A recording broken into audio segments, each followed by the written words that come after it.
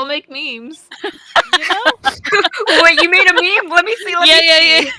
In the memes chat. Nice. Yeah. You're so funny, Punks. Alright. The recording has started. Let's go. Cock and ball torture. Yeah, there we go. There it is. Justin. Oh, here we go. Oh, go ahead. What? Go ahead, I. What? No, nothing. What? Go ahead. Go ahead. What? You have something to say? Mm-mm. I cherish our friendship, Justin. Also, you're a bitch. There you go. Oh god, I just saw your thing, Kate. You just saw it? Yeah, I This- just went to that. In this session of Thunder and Ice, Justin becomes a political intrigue BBEG. Haven't I always You say that like Marcus isn't going to become a political intrigue BBEG. Yeah, like honestly. That's what I used to be, guys. Come on. Okay, give me the a thing break. is, actually, all of our characters would make very interesting political intrigue BBEGs. Not Sedge. Yeah, right. She's boring. No, I no, don't think no, no, Hello would work Just a terribly no. well. No, okay, no, Just they the would. unsuspecting Hear me out. mastermind. No, hear me out. I live there's- totally could. Okay, so the thing is, all of them really fit. So if we're going with like the Blossoms, like Titania or some powerful political figure, the political figure. Justin is the fixer, the conversationalist. I lift's like the muscle like threat, but like the and then like Halu also, but it's also like the unsuspecting muscular. Like you don't think about it that she's gonna be the muscular threat. Here's the whole thing. Aleph has a whole like bloodline relation to someone powerful here. You know, you can't. Yeah. And then the thing is that Sedge, as a record keeper, the political intrigue would be that Sedge essentially take the good that they do and then make it bad. Sedge's would be, the accurate record keeping? No, it's now you're essentially the cataclysm, the calamity people, where it's like, Ooh. Really good at gathering information on people and storing it away for blackmail purposes. yeah, and also just like controlling is a the narrative charisma in the class. Never news. done that. Oh, Hey yeah. guys, maybe we should become like a mob. No, that's what. Yo, Marcus That's has what been that I've since day been one. saying. Damn, I you think guys we'd be a discovered good my mob. endgame. We were the BBEGs the Oh, time. that's why Mab is trying to stop us. We upset the balance. You saw the future. Anyway, Mab is the good guy?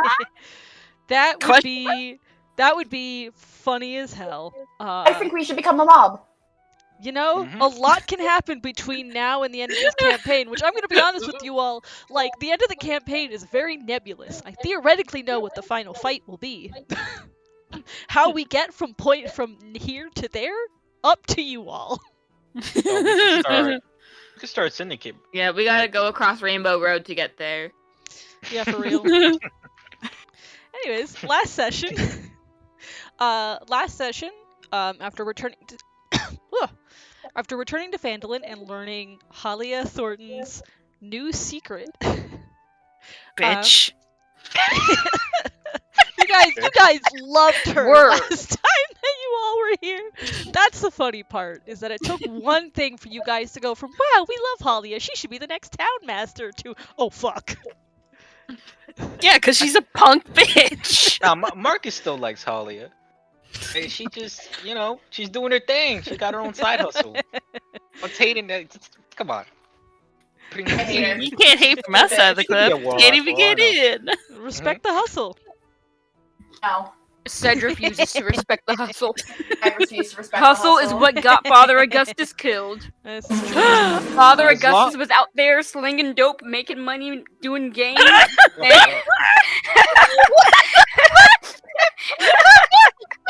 What? Apparently, so did I. What? Father Bro, Augustus come was on! black.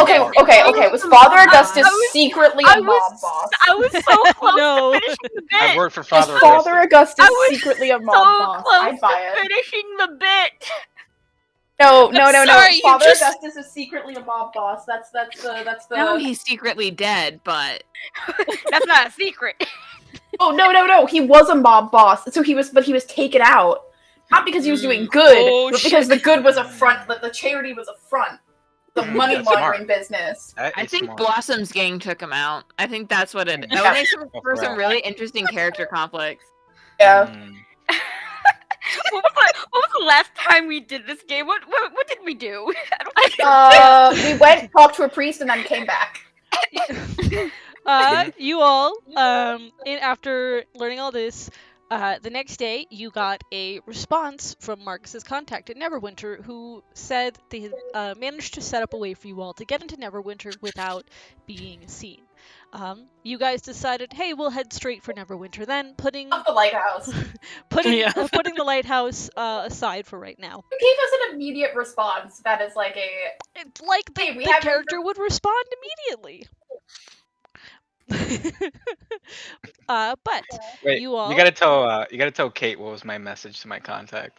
Oh, it dies with us. No. it's on the recording. I'll say Yeah, that. Go back I to won't hear work, it Kate. for like another week and a half. I'm pretty sure it's up. No, I mean as in last week's recording, last session. Yeah, it's a matter of will I get to it in time because I'm also trying to catch up on Critical Role. Fair enough. Ugh. Anyways, you guys headed straight for Neverwinter, whereupon you met a caravan group that was quote unquote broken down. You rode in their sort of covered wagon, where they were able to carry you into Neverwinter, and into the River District, where you were set up in an old abandoned warehouse.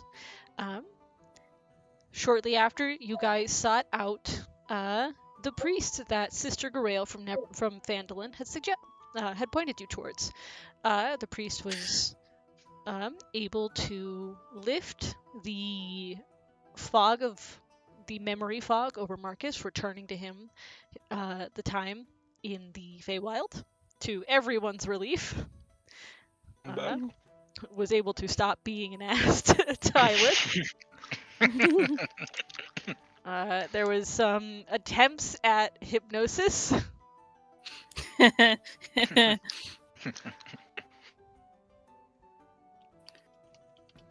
But it is, let's see here. We ended with you all taking a rest in the warehouse in the River District. Was there anything anyone wanted to do before moving on to the next day? Nope. All right. You all do gain the benefits of a long rest for those who need it. But you know that at some point during the morning, Bugsy is supposed to be coming to meet you, Marcus, here at the warehouse. Oh, cool, yeah. And apparently he was something. being kind of sketchy in the letter. I At mean, least- that's what Marcus got, yeah. Although I don't know if Marcus shared that with the rest of you. Nah, I wouldn't know. I'm also just saying that for Kate's benefit, just so she has context. But is there anything anyone is doing this morning? You have a chance to do any morning errands. Should you wish. Sedge is going to peek out the windows as inconspicuously as he can.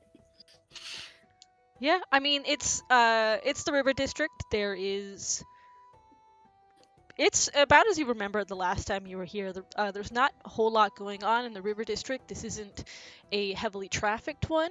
Most visitors to Neverwinter do not come to the River District unless they are either here to cause some problems or attempting humanitarian efforts. So you've got like people going to and from work, for instance. You've got people carrying stuff they might have gotten in the market. You've got kids that run by. It appears as if this is like a normal day in the River District.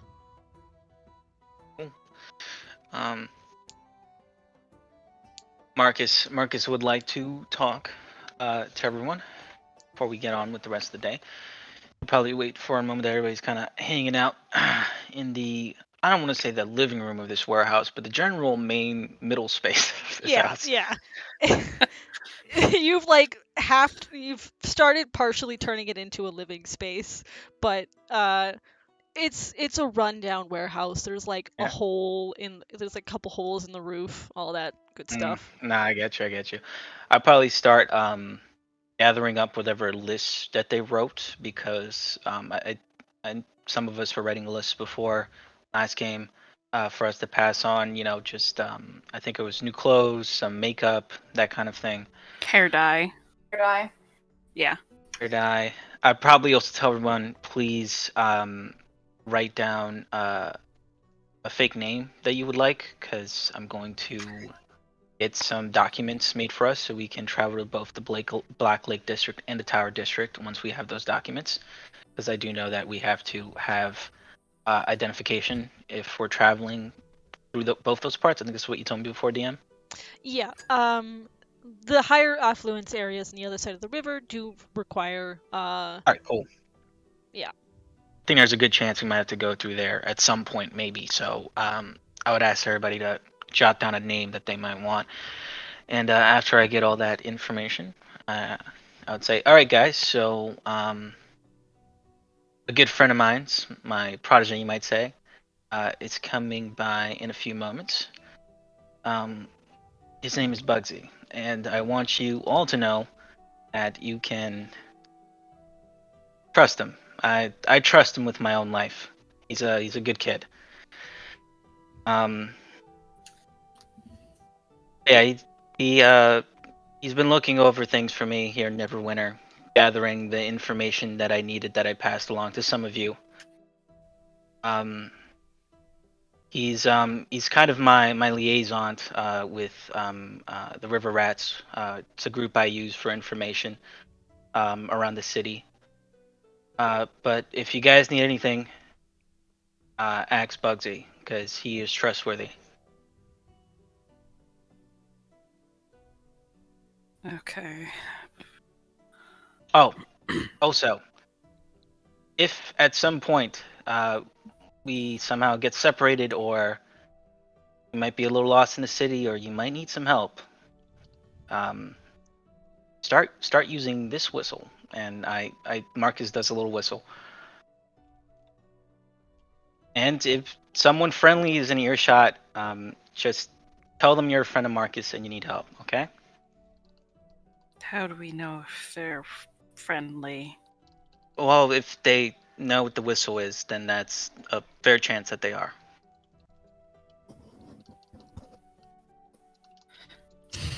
More than likely, if you're in a situation where you have to use it, you don't have as many options. Or, you might just need a little help with something. So just remember, Oh, just keep that whistle in mind. okay.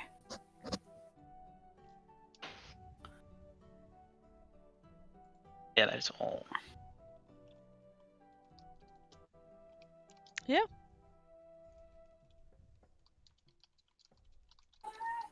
Hi, Pepper.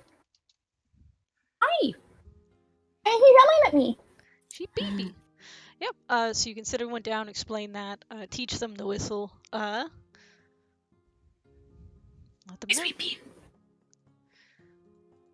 You do have an Mhm. opportunity to run out into the city, for instance, if you if anyone wanted to do something by themselves. I'm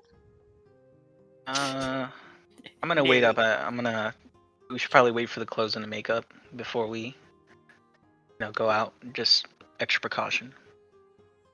Fair enough. But that's what I'll be doing. I'll be waiting. Said he's not going any fucking where. There is one member of your party that can move freely. Hi. Yup. You give me a map, I'll get it. I'll get all the stuff. No, it's fine. It's better if we let Bugsy do it. He knows where to get the stuff.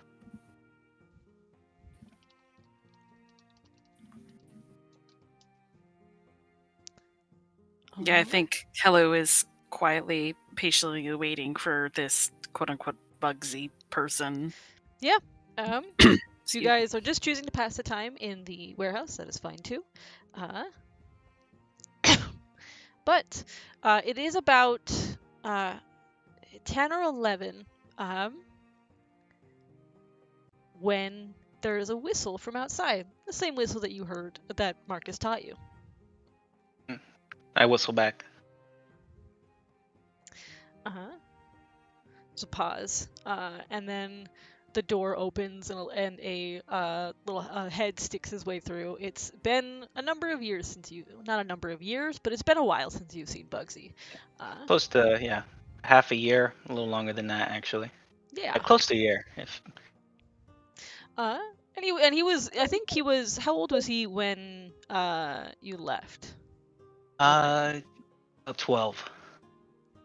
So, he's kind of got that, like, gangly, starting to grow into being a teenager, might be about to hit his, like, growth spurt kind of thing. But, Kate, if you would like to. Oh, no way. Get out of here. Yeah. Woo! Uh, Fuck yeah! Bugsy comes through the door. I feel like he's wearing overalls, but like one of the shoulder straps is undone.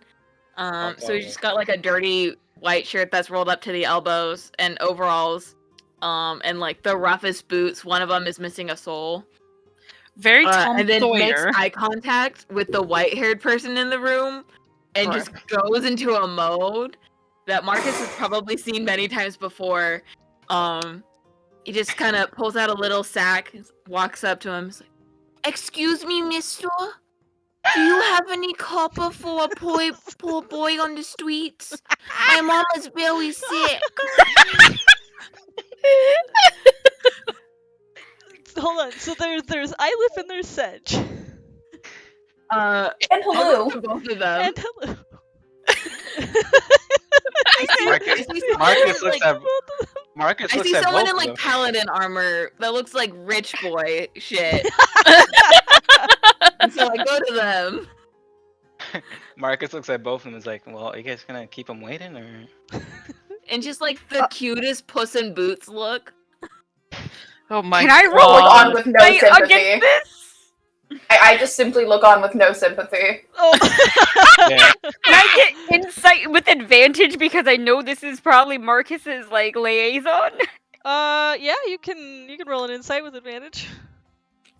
And my thing is, Ylif just looks on with having to just make themselves Suffer. dead to the world. Oh yes, Nat 20 If they gave for all their money- 22. All the beggars they saw, they'd have no money. True. Yeah. Got a natural 20 for a 22. So here's the thing. Bugsy fully looks like someone who lives in the River District. The clothes are not new. They are, kind of ill-fitting, probably hand-me-downs from someone older. Little like patched in some places with mismatched fabric, of course. So looks like a resident of the River District. So theoretically doesn't have a whole lot of money. But yeah, there's a hold on. This is probably Marcus's little protege. I look to Marcus and then I look back at what's his name? Bugsy? Yeah, Bugsy. Yeah. Bugsy,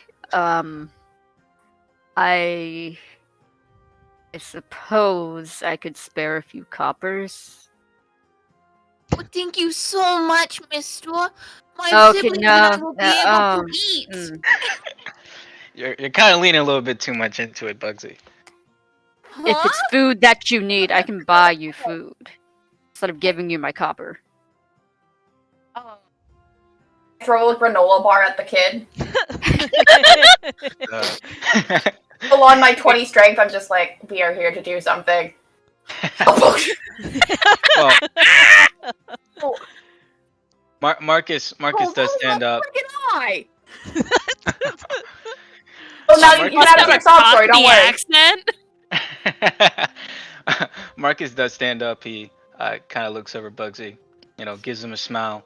He puts his hand to his mouth, spits on it, puts out his hand towards Ew. Bugsy. Marcus, that's No. disgusting. freaking way. Hey, what's up, buddy? And I give it a Oh, shake. that's disgusting. I give it a shake and a squeeze, but then I pull him into a hug that lasts a little longer than it should. Marcus. I'm only letting you hug me this long because none of the boys are around. Yeah, that's fine. Oh, I missed you, Bugsy. Yeah, the last time either of you saw each other, Marcus was getting hauled away for a bevy of crimes. They can't keep me locked up now. It's Bugsy nice to see also you, buddy. hugs back. It's like, I miss you too, buddy. Missed you more, man. Marcus holding back a little bit of tears. Oh man. I can't cry in front of the boys. Puts it back in his eyes. We can't Can't cry, man. cry. I can't cry. and on Bugsy's side of things, It's a singular man here, maybe. and for Bugsy's side of things, because I have to for the hilarity, Marcus looks younger. He looks like a teenager. Hey, did you find some kind of cream in prison to get those wrinkles out of your eyes? I would have thought you came out with mole wrinkles after going to prison. When you're in the dungeons for so long away from the sun, that's the real thing that causes wrinkles and aging. It's just direct sunlight a little too much. So, I kind of Yeah, and with break your my mind. rosy complexion, I can see how it positively affected you. Yeah, exactly. Oh man, I give Bugsy's hair a ruffle, and I say, well, Hey, these are stop it! your hair's I'm already a big mess. man now. Sure you are. I'm a big man now. I'm a big boy now. I'm 13. Got it. I'm a big boy now. I wanna. 12 3/4. Got it. I love guys. Literally the message that I sent read a second ago. I was like, "Hey, can Kate, play like one of the River Rat kids, right? That comes in with Bugsy." I was like, "All right, he brings a friend with him, right?" But she made him Bugsy, so it's even better. Well, these are the guys I told you about. You already know the mean-looking one. That's Sedge. I wrote you about him. That's Oh, Helu yeah. over there. Hi. And Elif's kind of new, but they're here too. They don't- Bugsy sees someone who has the posture of someone who's only a few years older than him. It's like licks his hand, slicks back his hair. It's like, name's Bugsy, sweetheart. How you doing? Awful. Oh my. Awful. Okay, hold on. I have Back several. I think Helu immediately starts reaching up for the halberd. I put Helu's hand down. Helu. No. I start raising my longsword. You should know. I point at Ylif. You should know better. I point at Bugsy. And I stand really, really close, so I'm like towering over them. And I give the Sedge death glare. I'm like, stay away from her if you know what's good for you. I'm just trying Oh to show my a God. little Bugsy hospitality, if you know what I mean. Oh my god. I grab my Bugsy. sword. I grab my sword and do like the thing where it goes where it glows with holy light, and I'm like, you want to reconsider that sentence? Whoa, guys, relax. Bugsy's just playing, and if he isn't Bugsy, that is too much woman for you. Don't even try it. Man, you haven't been here for the last 6 months. You don't know what I can handle. Cannot handle Helu. Oh, Look. man. I don't want any of your River District charm. That's the best kind of charm. now. Charm. Sure. I do the charm in air quotes. You know what? I respect a lady's decisions. You just never gave her a chance to speak for herself, now did yez? Well, he got us there, guys. There. He got us there. Well, Bugsy, you did us a real solid getting the place together and finding us a way in. I do have to ask you for a couple more things, though. Sure, what's up, boss? I go through my little give him the list. As you might know, 3 of us out of the 4 are kind of hot right now, so we need some new clothes. And Hello, the one you were just hitting on over there, she needs some makeup. And also, I need you to find my guy in the Tower District.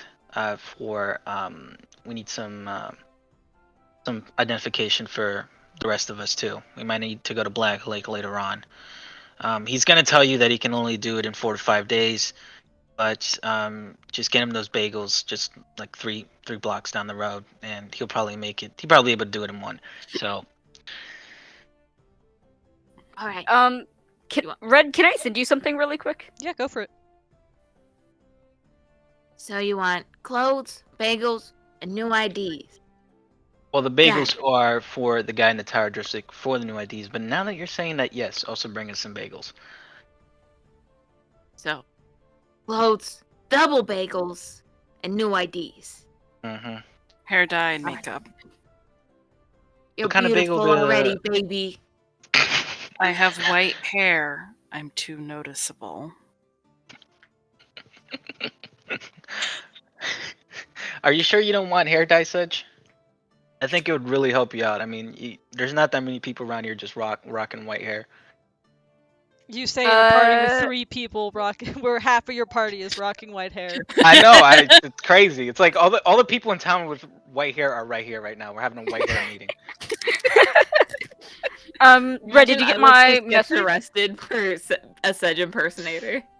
Yes, actually, yes is the answer to your question. Sedge kind of crosses his arms and he's like, well, I'm not exactly... Are we going by fake names? Because I actually have my papers. I just kind of figured that maybe you don't want to walk around with papers that say your actual name. I know you're not in immediate trouble, but they say Sedge Thistlestrike. oh yeah, that's right. Make that is no your name. mistake. Wait, but didn't you get in trouble under such Thistlestrike? Well, Name? I have both papers. I have my official Ah. papers, and then Okay, on all right, perfect. Father Augustus's recommendation, I got ones with my actual name. So Oh, okay. And I'm keep still in gonna mind, get the. and keep in mind that Sedge is not wanted legally speaking. Nah, of Sedge's course. problem is with the people. I'm still gonna get a third one made for you, just in case we're ever in a situation where you need to drop a name that you can just kind of scatter to the wind. But I suppose. how about the hair dye though? I know you're not in any immediate trouble, but I As think it would go a long way. If you're not long getting as this. it's not permanent, I do like how pristine my hair is. Okay. Yeah. So get some additional hair dye then. What do you want? You could probably rock a ginger. Are you laughing, Marcus? Oh, what? Join Halu and I and become siblings. I was just gonna do black. Brown with Halu and I. I will do black. Wait, are you getting hair dye too, Isla? I have white hair also. Well, you're not in trouble. You don't have to dye your hair, man. Yeah, but if one person with white hair doesn't dye their hair, all of a sudden they're a hell of a lot more noticeable in a party without it. Mm-hmm. Damn, that's right. Yeah, all right. Hair dye for everyone except me. I got a hat thing. Are we missing anything else? All right, clothes, makeup, bagels, hair dye, IDs. Okay, I think that's everything. Hey, boss. Yeah, what's up, kid? I hope you don't mind, but I would recommend a hair mask.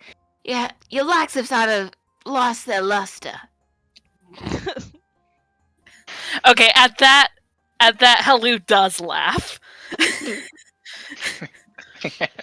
It's ribbing on Marcus hours, and that's always funny.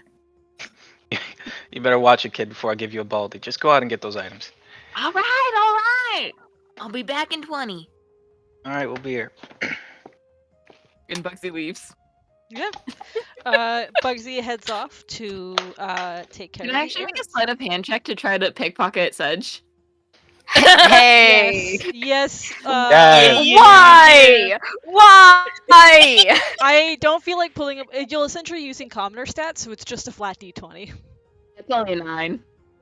No. I believe Perception check. your passive. My Is 12. Is 12. Yeah. You. You notice.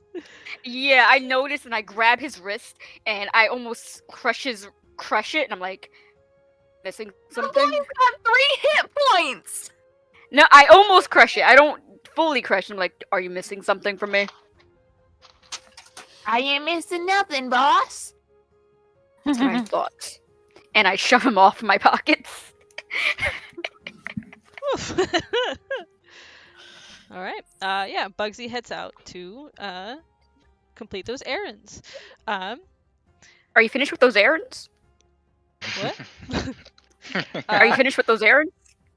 It takes, we'll say, it takes Bugsy closer to 30 minutes because there is a lot of running. You can, of course, turn to the rest of the Bugsy. You can, of course, turn to the rest of the river rats, which they all scatter into Protector's Enclave to get everything that they need, as others run around. In the 30 minutes, while this is happening, is there anything anyone's doing while they're waiting for Bugsy to return? Sedge is gonna turn to everyone. He's gonna say, I do want to apologize in advance if I seem a little bit more irate than usual. How dare you be testy in a place of trauma? I irate, yes. Being back in Neverwinter is setting me on edge. I don't like being here anymore. Especially in Beggar's Nest. You're not the only one. Forgot to ask. When Bugsy comes back, I'll see if I can find us another place. Just kind of last minute, so.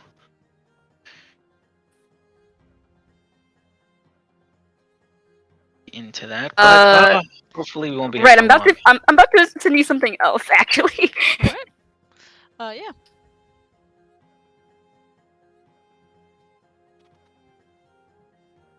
I'll wait to get that before I move on to what I was going to say next. Or is that going to come up?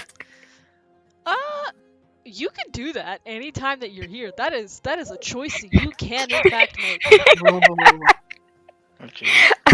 Like, I want to be clear here. I'm not gonna restrict you guys in terms of your movement around.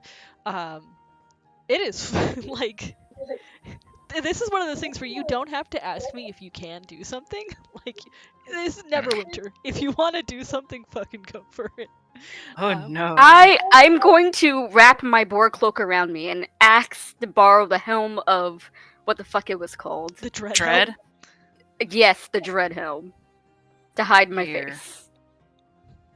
Yes, thank you, Halu. I will be stepping out for a few moments. I should be back relatively soon, definitely before the sun goes down. If I'm not back, then I'm dead.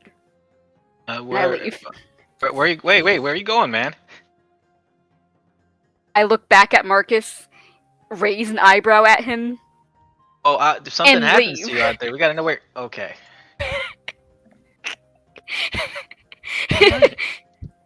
Well, before I leave, I mind link with him. I'm like, you should know the place I'm going to. I'm not saying it out loud. I don't think I could bring myself to. And I leave. All right. Are you like moving stealthily through Neverwinter at all? Yes. It's hard, I know, because I'm wearing. Wait, no, I have the mithril chainmail. Hell yes. Yeah, Pasta's coming back. Yeah, you can go ahead and make go ahead and make a stealth check. Ruh-roh. I still have a -1 to that.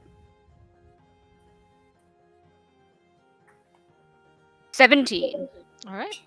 Yeah, you move through. Where would Father Augustus have lived? He probably would have lived somewhere in the Protector's Enclave, as a matter of fact. Closer to where the wall is, separating Protectors from the River District. But yeah, you can move through. You pass through the wall. The guards like give you a look when you pass through because the dread helm again does make your eyes glow red under it. But they don't stop you. And you're able to move to the Protector's Enclave. Other people do kind of give you odd looks because, you know, you're a little shady looking, but Neverwinter is full of all types, so no one stops you, no one seems to really ping you as, oh, that's a suspicious person we need to be worried about. They kind of just let you go and you move. Your stealth check was more for, you know, not being suspicious or not causing suspicion to a significant degree. Don't be suspicious. Don't be Don't be suspicious. suspicious. Don't be suspicious. And you move through some of the you move through the streets closer to like the residential area of the Protectors. Probably somewhere like over here. Yeah, and you turn a corner, and there it is. This is, I believe, where Father Augustus, right? He was killed in his home. That's a hell of a statement. Yeah. Yep. You turn the corner, and there it is. Father Augustus' house. The windows are dark. You were here many times when you lived in Neverwinter. And you know that that's where you found Father Augustus. And also where you were found very shortly after. Is there like a memorial type thing over there, like flowers? Yeah, And, like... yeah, there would be. There's there's like a stone tablet someone seems to have carved his name into. Not like a headstone, but a memorial tablet, setting up a small, essentially shrine, and there are flowers there, bits of food, some candy, probably from some kids, that, you know, he had sort of become a mentor figure to. There is a small memorial, right near the front door. Is there a poster that just says like "fuck Sedge" or something? No, nothing like that. Can you imagine though? Sedge would be like, "Well, I deserve that," and turn right around, but he doesn't.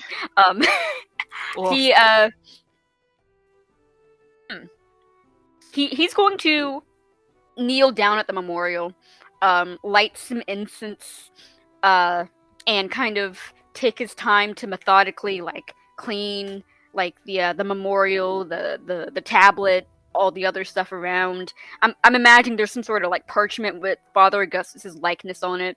He straightens it up. I don't think I have any paladin spells to like really preserve it or whatever. Do I? Hold on.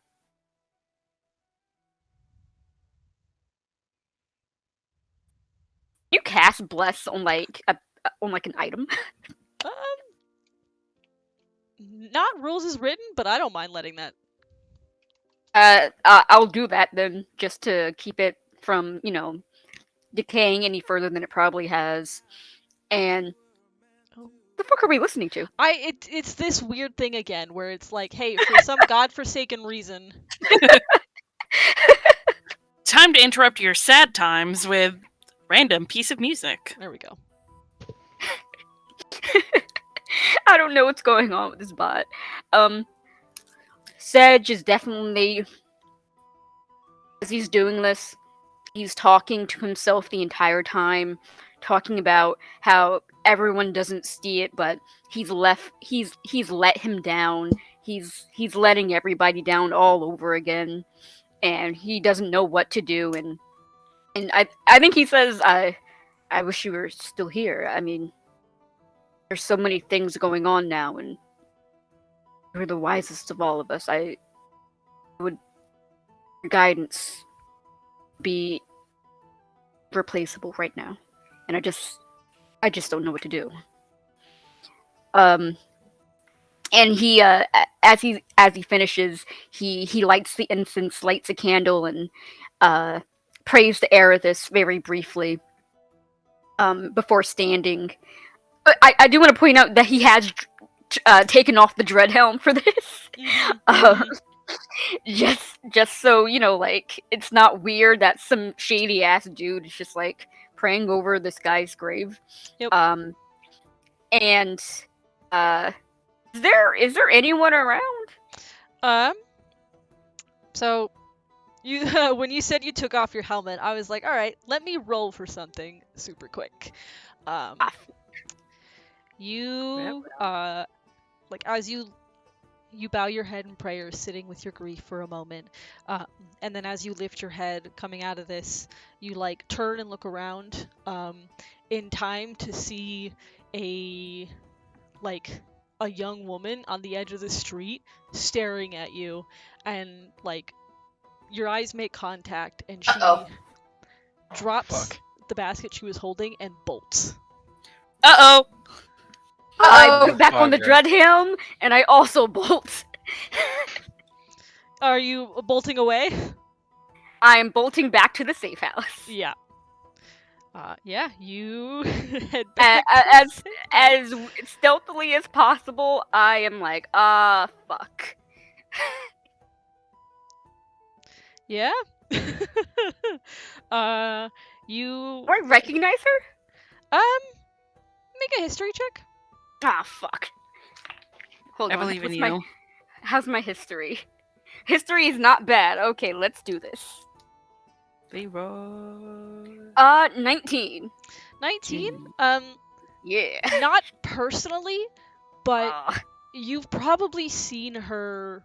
She looked familiar in the way that you've probably seen her in some of the times that you were helping Father Augustus. But before I bolt, I'm assuming there's some sort of like offering, mabob, not jar, but bowl offering. I dropped 5 platinum into it. Damn. All right. I know it's probably going to get taken, but that's like the intent, you know? Yeah. All right.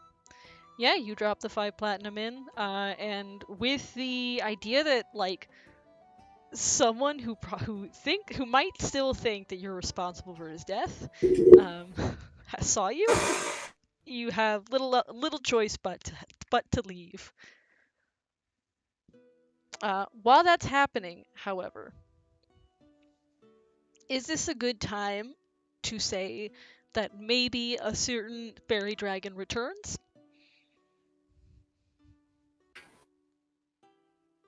No, it can't be.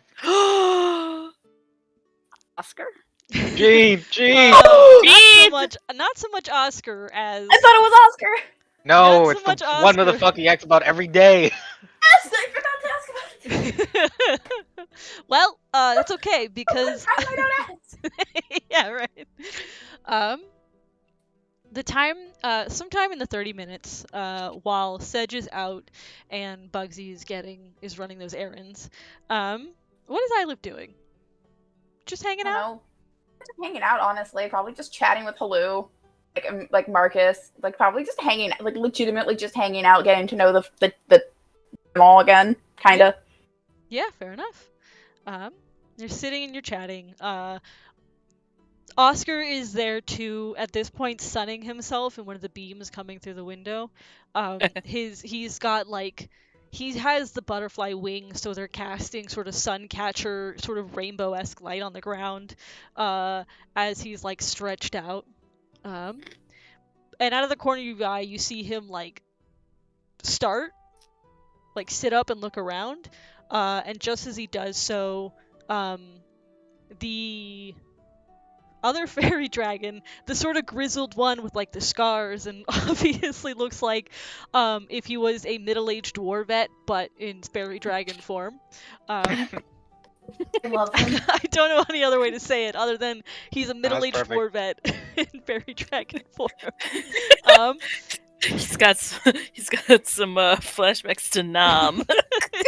Like materializes Dragon out of the Wars. sunlight, flying over and landing in front of you, Ilif. I'm just like, Were you able to sense the eye in the area? He sits back and he goes, sorry, I just got out of the Underdark. You're fine. Does he look hurt? Not in any serious degrees. He's got like a scratch or two, that has like dried and started sort of healing over. That he didn't Okay. have before. He sees you looking and he's just like, oh, add it to my collection of war scars, you know? Yeah. But were you able to sense the eye while you were delivering the letter? I was, yeah. Okay, so it is in the Underdark. Yes. Is it in the main palace of the Underdark, or an off-post, or? Not. Oh, I wouldn't have been able to get that far into the main palace. No, it's pretty deep under the city, but it's under the city. Okay. That's. If we got a map, would you not right now because I don't have a map on me? Would I just have a map of like the known area of the Underdark on me? I'm just having it. I would have probably needed it in case there were other like access points in the area, but also the city. Probably I just have one? not. Because I haven't been in the city in a bit. So it'd be something to do when we get back. Yeah. It's like so when I get access to a map, would you be able to point out on a map where it is? I could point out the general location. Yeah. Yeah, that's fine. That's all we need. Yeah. I did find your friend. He's alive. He's alive. He's alive. It wasn't easy getting to him. But what does that mean? Again, I couldn't be in there for very long, but it looked as if he was working with Astra's aliens' enemies. Okay, he's working with did he look of good health? Well He rested.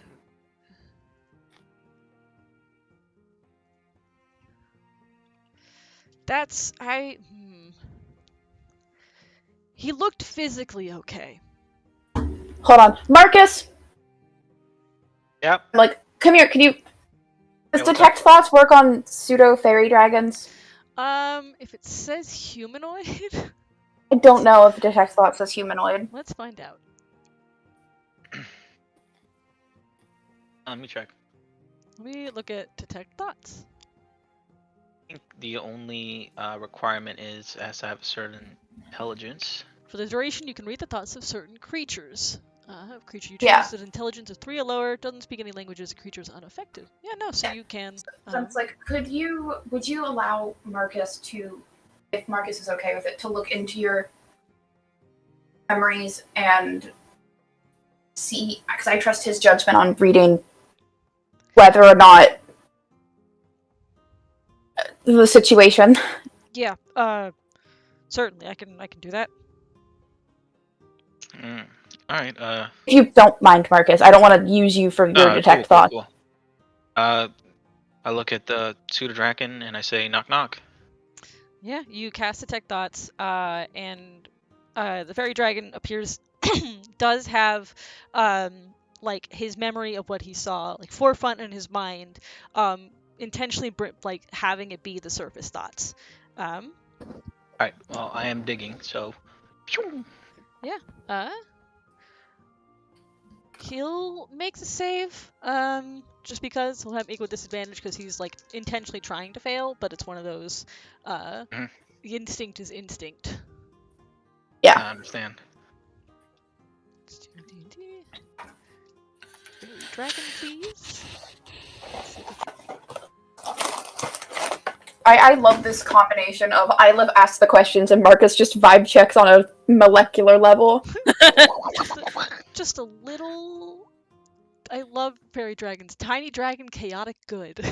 I love them. But it is a wisdom save. Yeah, he fails. Okay. So you dig, and the images that he has on the forefront,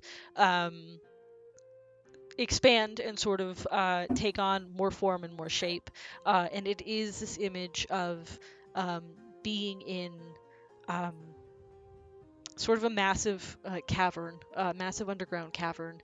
Lights are set up at various points along sort of the floor and along other ridges in this cavern, and it is an outpost. It is a tent. There are tents. There are like structures the kind that you can build quickly and tear down quickly, and there are people moving about, it seems. Not just drow, but other creatures of the Underdark. There's some Duergar, Underdark dwarves, I believe. Duergar, and other folk. And there's like in this moment that you're like seeing these memories, you get the weird sort of special sense that the King of Dragonflies fairy dragons have, which is this like essentially an almost permanent locate person, so long as they have a letter addressed to that person. Oh, that's cool. That's how it works. It's along those same veins where they know the direction, they know the general location and direction to the person, so they are able to deliver the letter effectively. And as you're going through the memories, it's him moving around trying to avoid like notice. Technically, yes, the mail operates in a neutral zone that doesn't stop people from being assholes. So he is, especially not when you're trying to essentially wage war against the city. There's no telling what could be in a letter.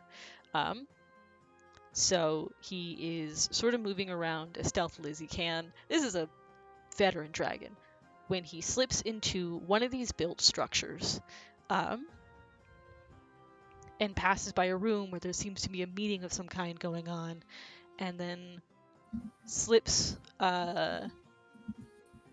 into a bedroom. It's a pretty small one though, and there is an elf there, who looks to be, I think, in a like high elf or Eladrin. What did you say again? I think he was half elf. Right. Yeah. Sorry. Is this a single bedroom tent? This is like in one of those built structures, one of the larger built structures. And this He's is just a wood elf, half elf. right. Thank you. Fully slipped my mind. But yeah, it's a smaller bedroom it's like a smaller separate bedroom in one of these like larger built structures. Not so much a tent. How comfortable does it look? It's pretty Spartan. It's got a bed. It's got a desk with like a lantern on it, and it's got a chest, and that's about it. And when I was looking at the route that this veteran fairy dragon took in order to enter this room, did he pass by the front door area of this room?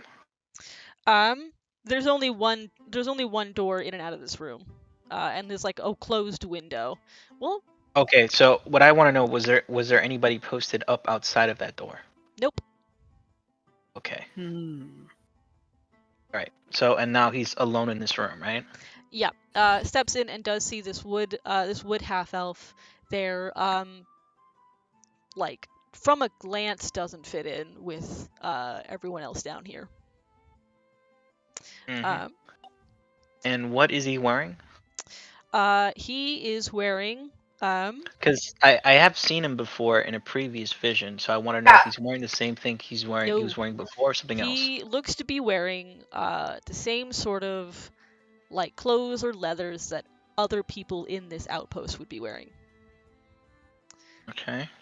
Sort of darker dyed leathers that blend in with the shadows, like stamped with some symbol of probably of a drow house somewhere. I would like to remember that symbol. Yeah. Just so I can draw it. Yeah, no, that's easy enough. It's like the details of the symbol aren't strictly important.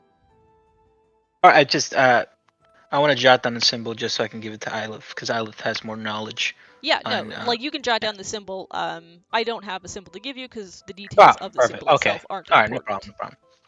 Okay, so he's in his room by himself. What is he doing? He looks to be like sharpening a blade, essentially, like sharpening a sword.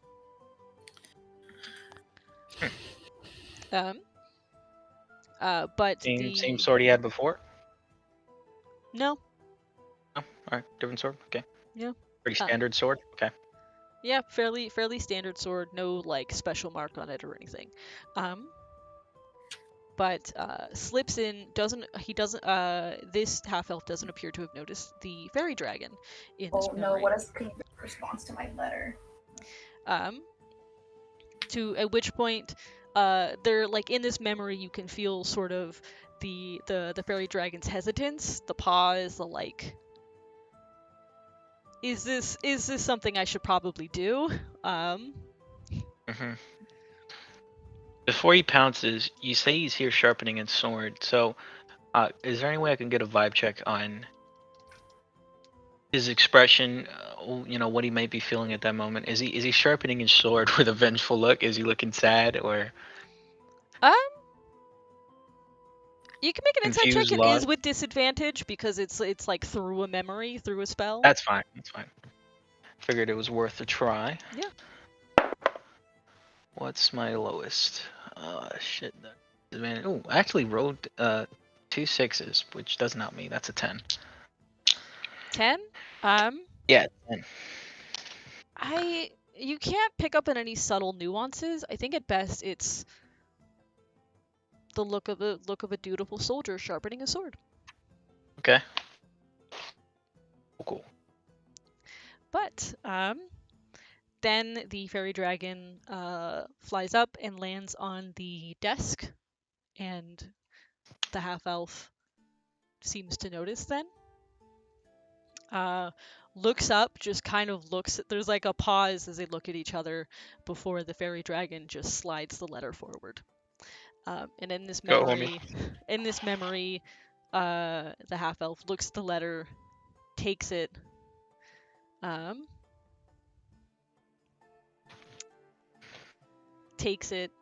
reads it, and then turns and holds it over the lamp.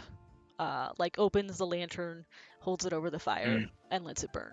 What's his facial reaction? Yeah, that's what I was gonna ask next. What is his facial reaction and/or body language? We can make another insight with disadvantage.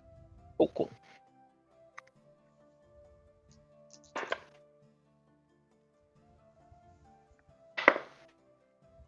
That one's 15. 15? Yep.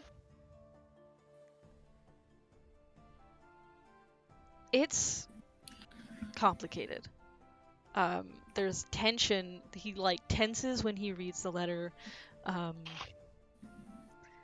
There's like a tension in his face and in his shoulders as he turns and he burns it. It's conflicted is the best I can give you on a 15. Okay, conflicted. Before he turns to the fairy dragon and says very tersely. But he return letter. Oh. Very tersely says, "Don't let them contact me again." And got blocked. On the do not call list. Holy Damn. I'm sorry, I think Marcus says damn got blocked out loud. And just like scroll through. Turn and smack him in the arm. Because I feel it's like I'm watching TV. Damn got blocked. Oh my god. What does that mean, Marcus? What do you mean blocked? Like, give him a minute. That's about where the memory ends.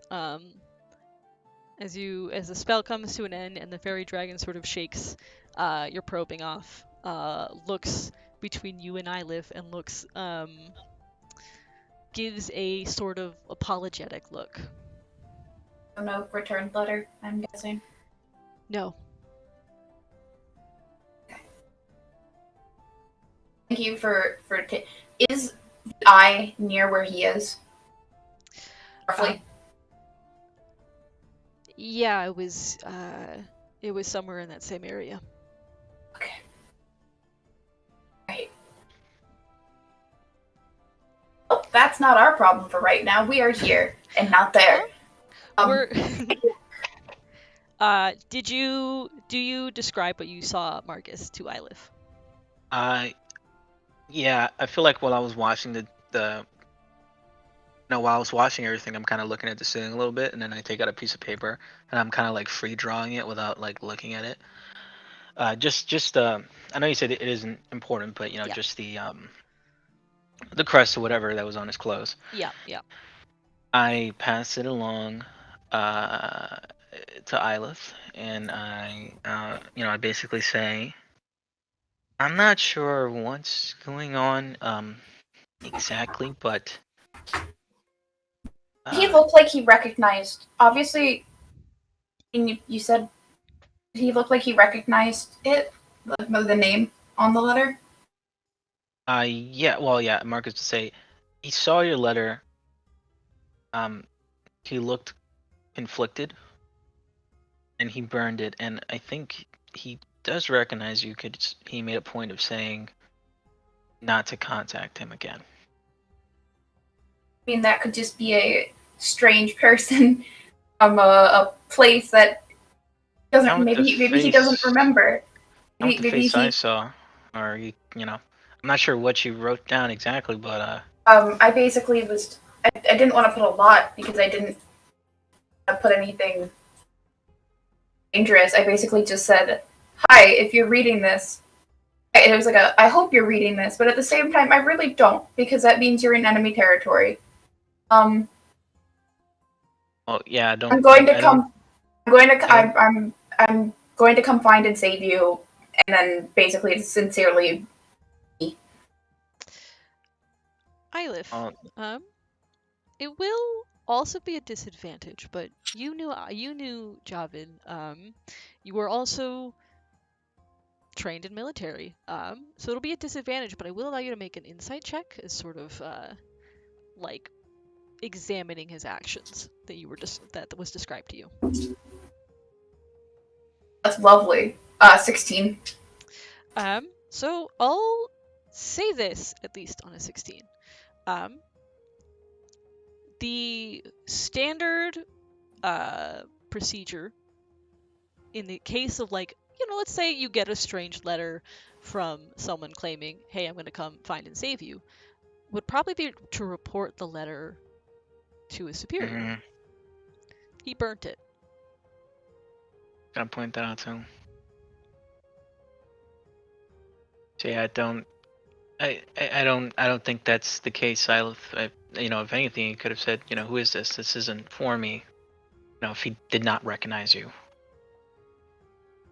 But I mean, from what I saw, even though it's a little hazy, from what I saw, he opened the letter. There was emotion there, like he knew the impact of the words, and then he burned it.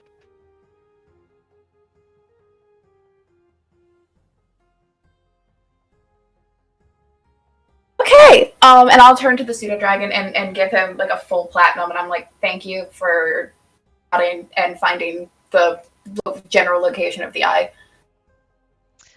He takes it and he goes, I have a platinum. I'll give him a gold. I'll give him. Is it platinum 10 gold or 100 gold? 10 gold. Okay, I'll give him a platinum. Or I'll give him 10 gold. I forgot that this isn't Donovan where I have bucket loads of money just on my person. No, but I'll give him 10 gold. So. Yeah, he takes it and he goes, thank you. If you need me again, Oscar can contact me. Yeah. Thank you so much. And when we go back to the Feywild, I'll contact you for the using the map. He gives a little fairy dragon salute. And he goes, "I'll see you then." Takes it and flips, does a little flip as he disappears mid-flip.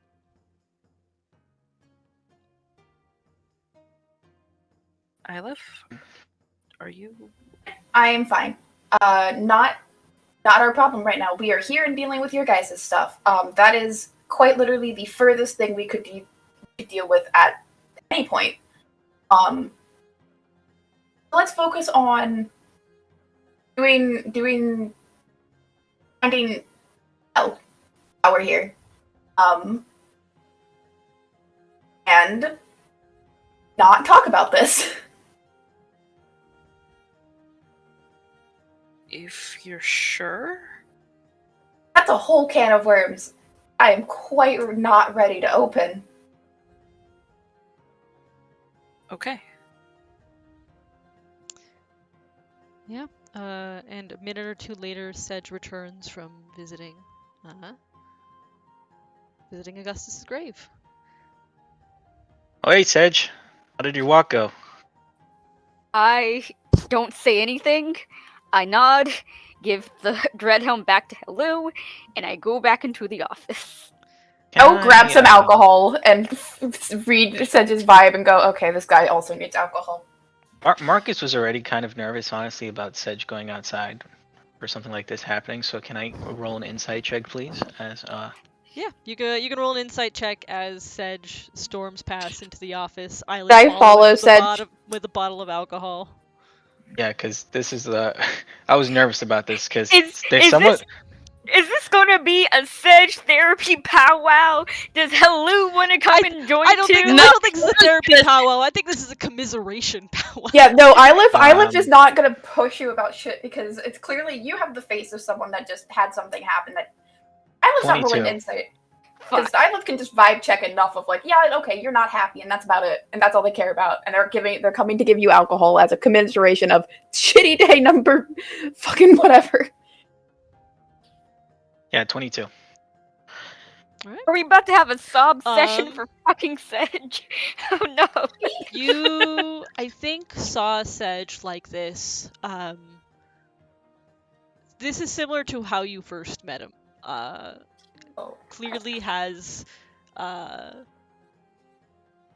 is weighed down, by conflicted feelings. Mm-hmm. Do I get the vibe at all with my 22 that someone might have saw him, or just that? No, you would not be able to pick up that specifically. Like insight can only do so much. Of course. I'm letting them, be sad and drink their alcohol. At like what, 10 in the morning? Yeah. Because A, Hello is not going to participate, and B, someone has to wait for Bugsy to get back and to make sure. Waiting. Oh, you're not going in? Okay. Well, I would have gone in if I had the feeling that now we're in danger. But I mean, I already knew where Sedge was going, so him coming in with that kind of. Well, when I say stealthily before, I meant like making sure no one is following me as well. Okay, yeah, but yeah, if Sedge is just coming in after I knew where he was, which was at Father Augustus' home, then yeah, it makes sense to me that he would come in with that weight because he was just like, this is the first time he has a chance to mourn him. I don't think he's been to the memorial spot before, so it makes sense to me he would feel that way. Yeah. So I want to give him a moment. So yeah, I wouldn't follow him. Yeah. I'm following him with a bottle of alcohol that I pulled from I grabbed alcohol at some point. Yeah, you have a bag of holding. It's like an old bottle. Oh of god, no. Yeah, I pull out like the old, like vintage 30-year-old, 40-year-old bottle of wine. Merlot, whatever they did.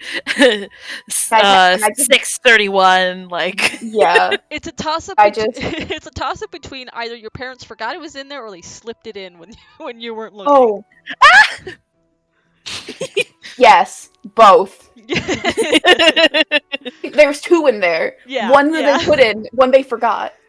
But I'll kind of just not even knock. I'll just walk into the office space that Sedge has and close the door, and I'm like, I have alcohol. You look like you need it. I need it. Would you like to have a day morning wine drink? No. I just want to be alone right now. I'm very sorry.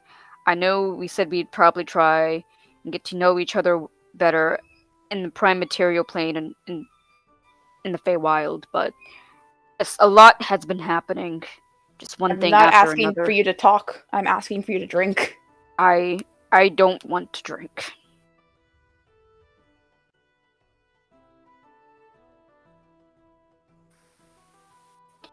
But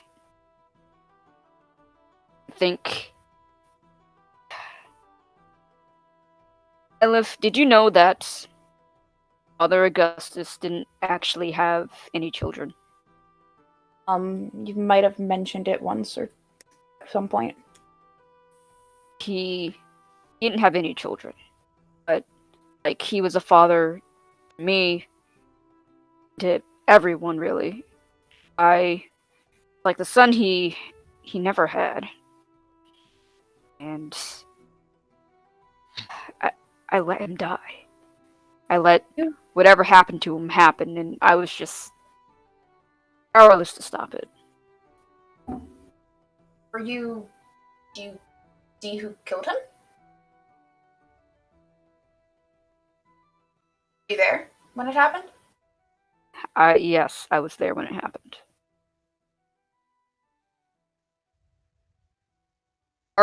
Marcus really, he knows all the details. I'm sure he's heard something that I myself haven't been brave enough to actually ask him about. And This were connection. did you see the actual, like, person kill him?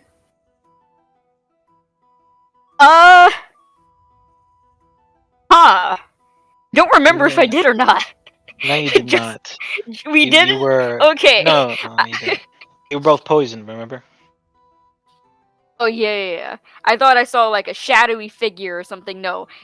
Okay, now I remember. When we were talking about Sidge's backstory, it was like, he was poisoned too, but Father Augustus was the one who died, and, like, and when Sedge came to, he was, like, being arrested or something like that.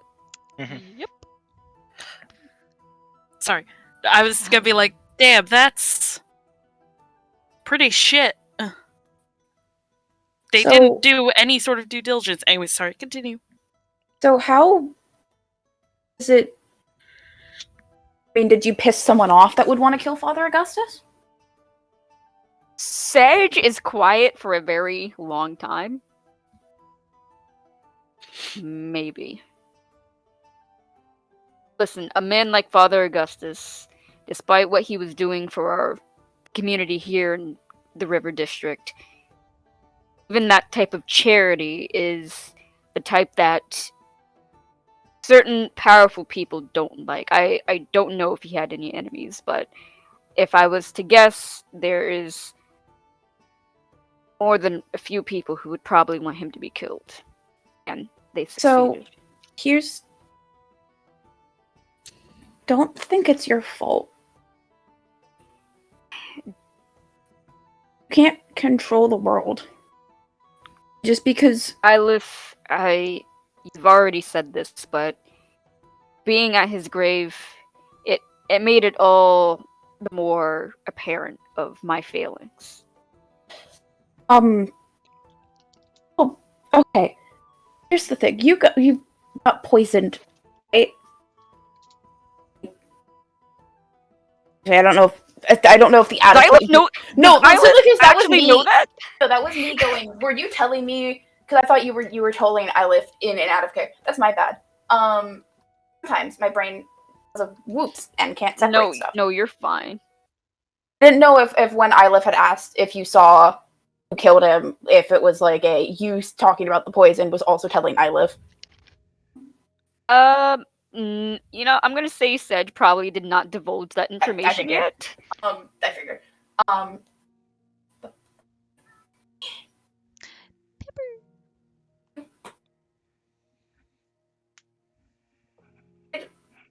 Actions of yours possibly lead to this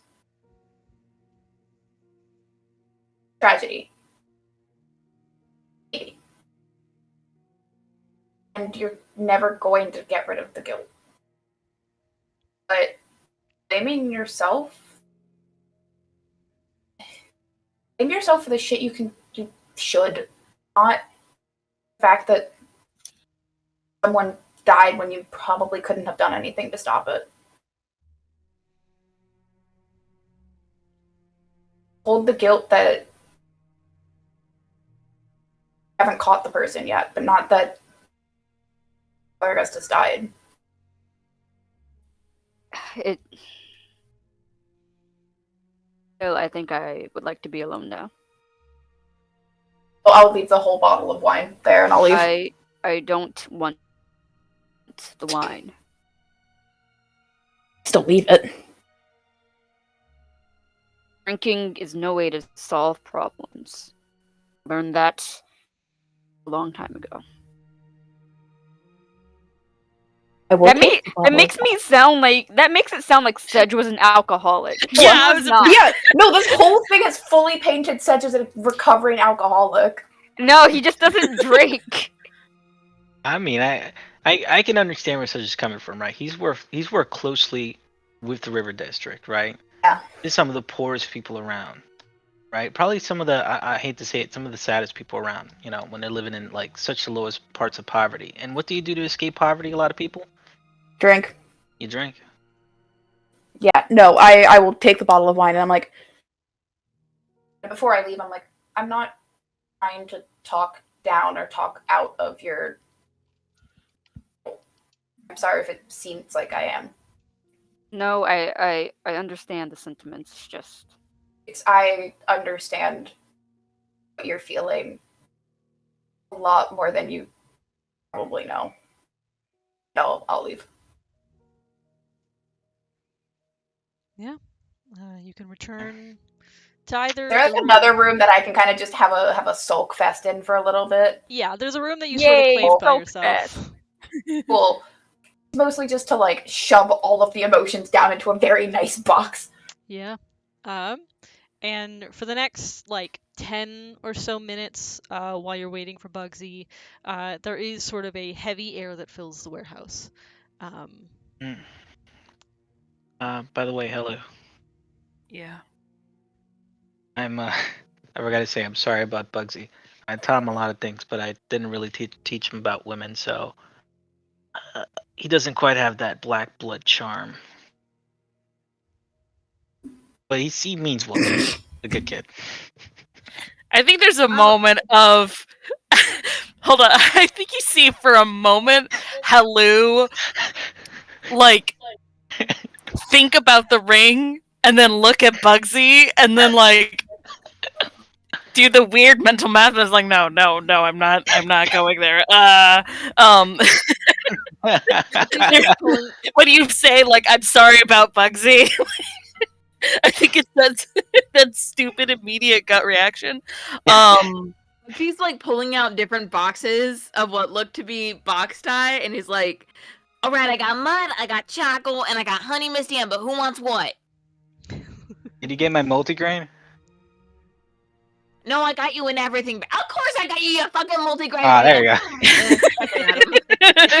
go. Alright, come inside, Bugsy. Come inside.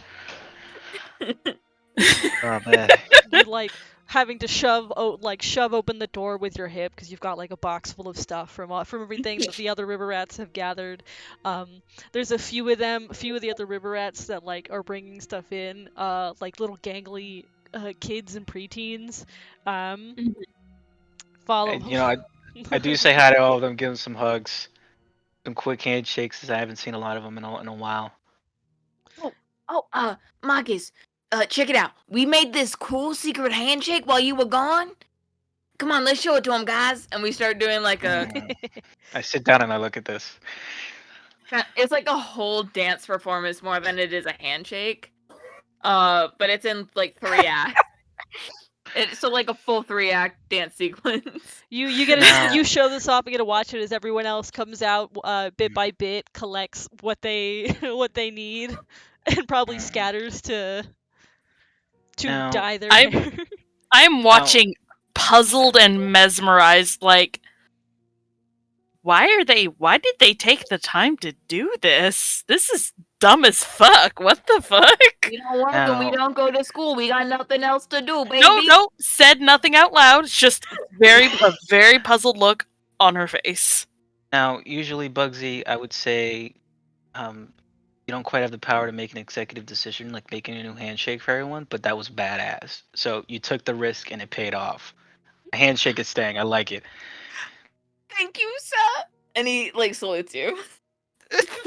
Now, while I have the rest of you here, these are my friends. I want you to treat them as honorary river rats. If they need anything, they know the whistle, and you should treat them just as you would me while we're here. A couple of nods, couple of you got it with little salutes. Before they scatter back into the beggar's nest. You got it, boss. You got it. Anything for you, boss. Were you? See, this is exactly what I wanted Kate to play one of the fucking river rats. I knew she had one of these fucking. I gave accents. Kate 2 options. She chose Bugsy. I Of did course. choose Bugsy. That's fine. I'm glad you did. I'm happy that you chose. Bugsy. The other one was a good option, but I'm glad I chose Bugsy. Oh man, were you able to get those IDs? What happened is that you got a I'll start work on it immediately. Right, that's but fine. That's fine. Forced him to finish him by midnight, if you know what I mean. I got you. Good job, Bugsy. Good job. And DM, I forgot to say it while everything was going on, but can I say that a part of my list I also asked for a disguise kit or no? Yeah, just be sure to mark off gold for Yeah, well, I will. everything. I just figured that might be even better for for Sedge or whatever, but like a little mustache on him with his black hair, that kind of stuff. Yeah, You alright. give people some moles and stuff. Just some detailing to like scar or something like that. Sure. Cool, We're cool. now fucking cars, guys. We're hot rods. Okay, well, I think it's about time we get down to business, Bugsy. You told me in the letter that you already knew of a way for us to get in contact with the Sons of Alagondar. How do you pronounce it again? Alagondar. Alagondar. Yeah. Alagondar. This idiot doesn't know how to pronounce words. Yeah, I can't. You know what, Marcus? I get you a homeschool, but let's go through this one syllable at a time. All right? You haven't even got to school at all, Bugsy. That's So besides the what? I point. know how to say the freaking name. You're right. You got me there, man. So you said that you knew of a way to contact them already. Yeah. Me and the boys, they owe us a favor, from a few weeks back. Mhm. And so, if you want, I can, set up a meeting for you. You've already set up the meeting. Like they've agreed to meet later today. They've actually, just recently gotten back to me. It's like they're good to meet, over, luncheon and tea, in about an hour or two. Hold right on. around sunset. Hold on. What's the deal with what do they need to come to you for? Well, one of the puppies was lost in the river, and we fished him out for him. You see, us river rats, we all know how to swim in the river, so we rescue a few pets, we get a few favors. You know what I mean? Get It- wet like a It rat. also helps that Marcus did help sort of train the river rats to be eyes and ears of Neverwinter. And without Marcus, well, other people made use of the rat's talents. Yeah, they kept themselves busy. Like an actual dog? Sure. Okay, is Bugsy bullshitting me? Is Bugsy? Can I roll is Bugsy insight bullshit- on Bugsy real quick? Yeah, because a few weeks ago, a puppy fished out of the river. Might be Pell. No. Ooh, 30-20. 11, deception. 18. It's a case of like Bugsy is bullshitting you. Whether Alright. whether or not is actually trying to hide something, it's more of the I'm a 13-year-old kid who is also a little spy, and so I'm here to cause problems sort of bullshit, you know? All right. Mark is sitting on his little crate or whatever. He puts his hands together. He takes on a more serious stance. His face drops again, like the couple of other times he's done it, and he says, "Bugsy, tell me the story one more time." What story? About the You know? dog. Yeah, but dog. How you got in contact with these guys? Tell me one more time. Well, there was a dog in the river. We fished him out. Nudge, Hmm. nudge, wink, wink. All right, tell me it again. There was a dog in the river, and we fished him out. Nudge, One of the- nudge, wink, wink. One of See, the people, every time you say one it, of the it sounds people of more bullshit. Alagondor was in the river, and they fished them out. I was getting that vibe. Bugsy, just can you just stop with the wording? I just want it. Give it to me straight, please. This is very important. One of the boss's dogs fell in the river. Few kids saw him floating downstream. We got him before he hit the bay. So they were like, "Hey, you kids are bright. Thanks for saving my dog. If you need a favor, we'll get you a small favor." And so I was like, "Hey, time to turn in my favor." Is that your final answer on that? Marcus, you've been gone a long time. We had to make do with what we had and what No, you I left get it. behind. Listen, these are some dangerous people, and they have something that we want that is very dear to us. I hate to say it, Bugsy, but I need to know where your loyalties lie. I know I've been gone for a while. I understand that. I know you might have ill feelings for me, but I had to do it. But like I promised, I'm back again. And I'm gonna make things right. Not now, not tomorrow, but soon. But before I can do that, I need to be able to go into this meeting with all the information, with an edge. So I need you to be honest with me, and I need you to tell me everything that you know about these guys. Look, Marcus, you're my blood brother. Alright?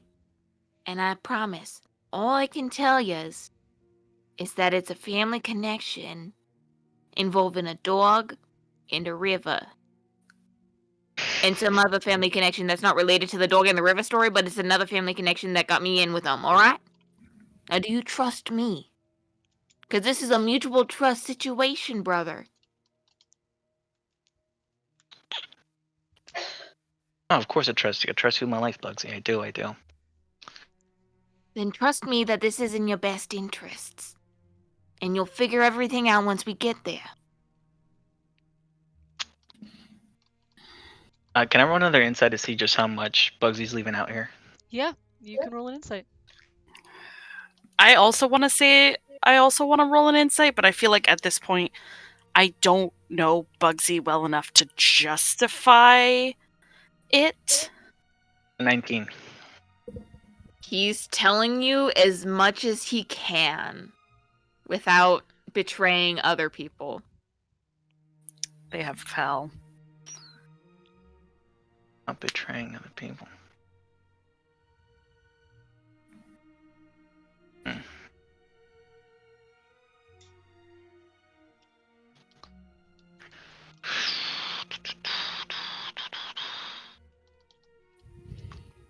How do you know this other besides the Suns, these other people? Family connection. You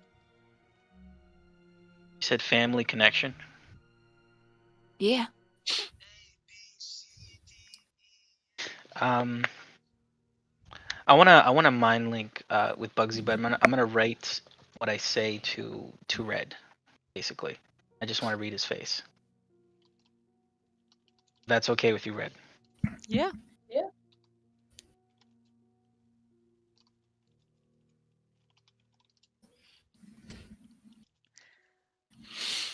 So you're mind linking with him? I'm mind linking with him. I'm just gonna say that to him, and I want to see his reaction.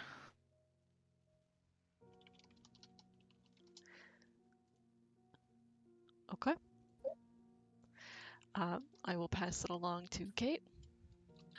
Oh shit. And I will need a deception check.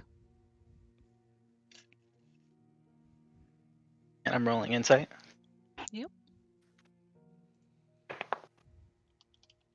Okay.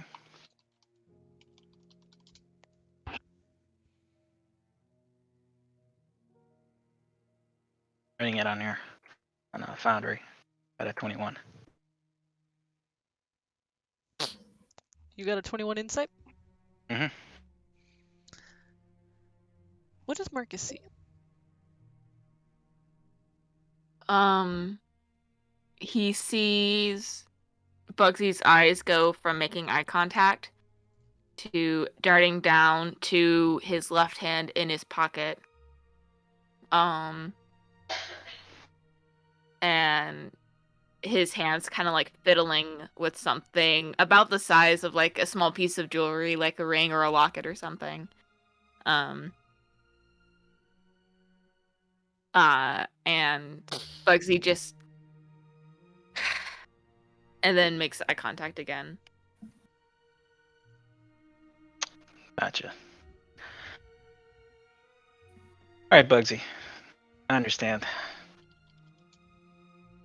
I trust you, though. You've told me everything I need to know. I didn't say nothing. No, you didn't. You said everything at the same time, so... Man, come on. You still gotta get better at some things, man. I ruffle his hair. Hard because my mentor wasn't here to teach me the ropes on this kind of thing. I'll I had to be learn it on back, my though. own. Well, there's some things you have to learn on your own, okay? You think I had someone breathing down my neck 24/7? Yeah, because you needed constant observation. Sometimes you need to be thrown like a river, like a rat, you know? Chase after your own dogs. What do you think I was doing the past 3 weeks? I know, and you've done a very good job. I'll give you that. You're gonna be a great man one day, Bugsy. And I appreciate everything that you've done while I've been gone. And again, I'm sorry I haven't been around to look after you all, but I don't want you to get stuck in the crosshairs of whatever mess tends to follow me. So I'm doing my best to care for you from afar. But that doesn't mean I care for you any less. I promise that one day things are gonna be back to normal, but for now, all of you just need to keep on swimming. Keep on chasing after that dog. But You know, it'd be a lot easier to swim down the river if we had a few more copper in our pockets. Wouldn't that just weigh you down? If It's we're a talking freaking about- metaphor. Yeah, it's a shitty one. how about this? I take out a platinum, I put it on his hand, and I close it and I say, how about you just buy yourself a boat? How tall is this kid? It's like maybe like 5'2", Strong is this kid? 10, neutral.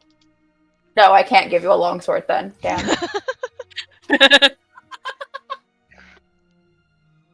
Street rat walking around with a longsword. Badass, bro. You're the coolest kid on the block. Hell of a gotta walking get him- stick. We need to Looks get like him an freaking enchanted Kirito switchblade. from Sword Art Online. Ugh. God, sort of. Oh, Hey, first season is good. Or first half of the first season is good. So the rest of it. before- First half of the first season, and then Gun Gale Online is good. It's entertaining. It's better than Alfheim. That's true. before I cut you loose, I need to check in on some of your homework here. Have you heard anything else on Stillman? Have I? I did ask him to keep an eye on him, tail him around, that kind of thing. There's Right. an audible, sharp intake from Helu. No, I think Stoneman's movements the past week or so have been about what you'd expect from him. I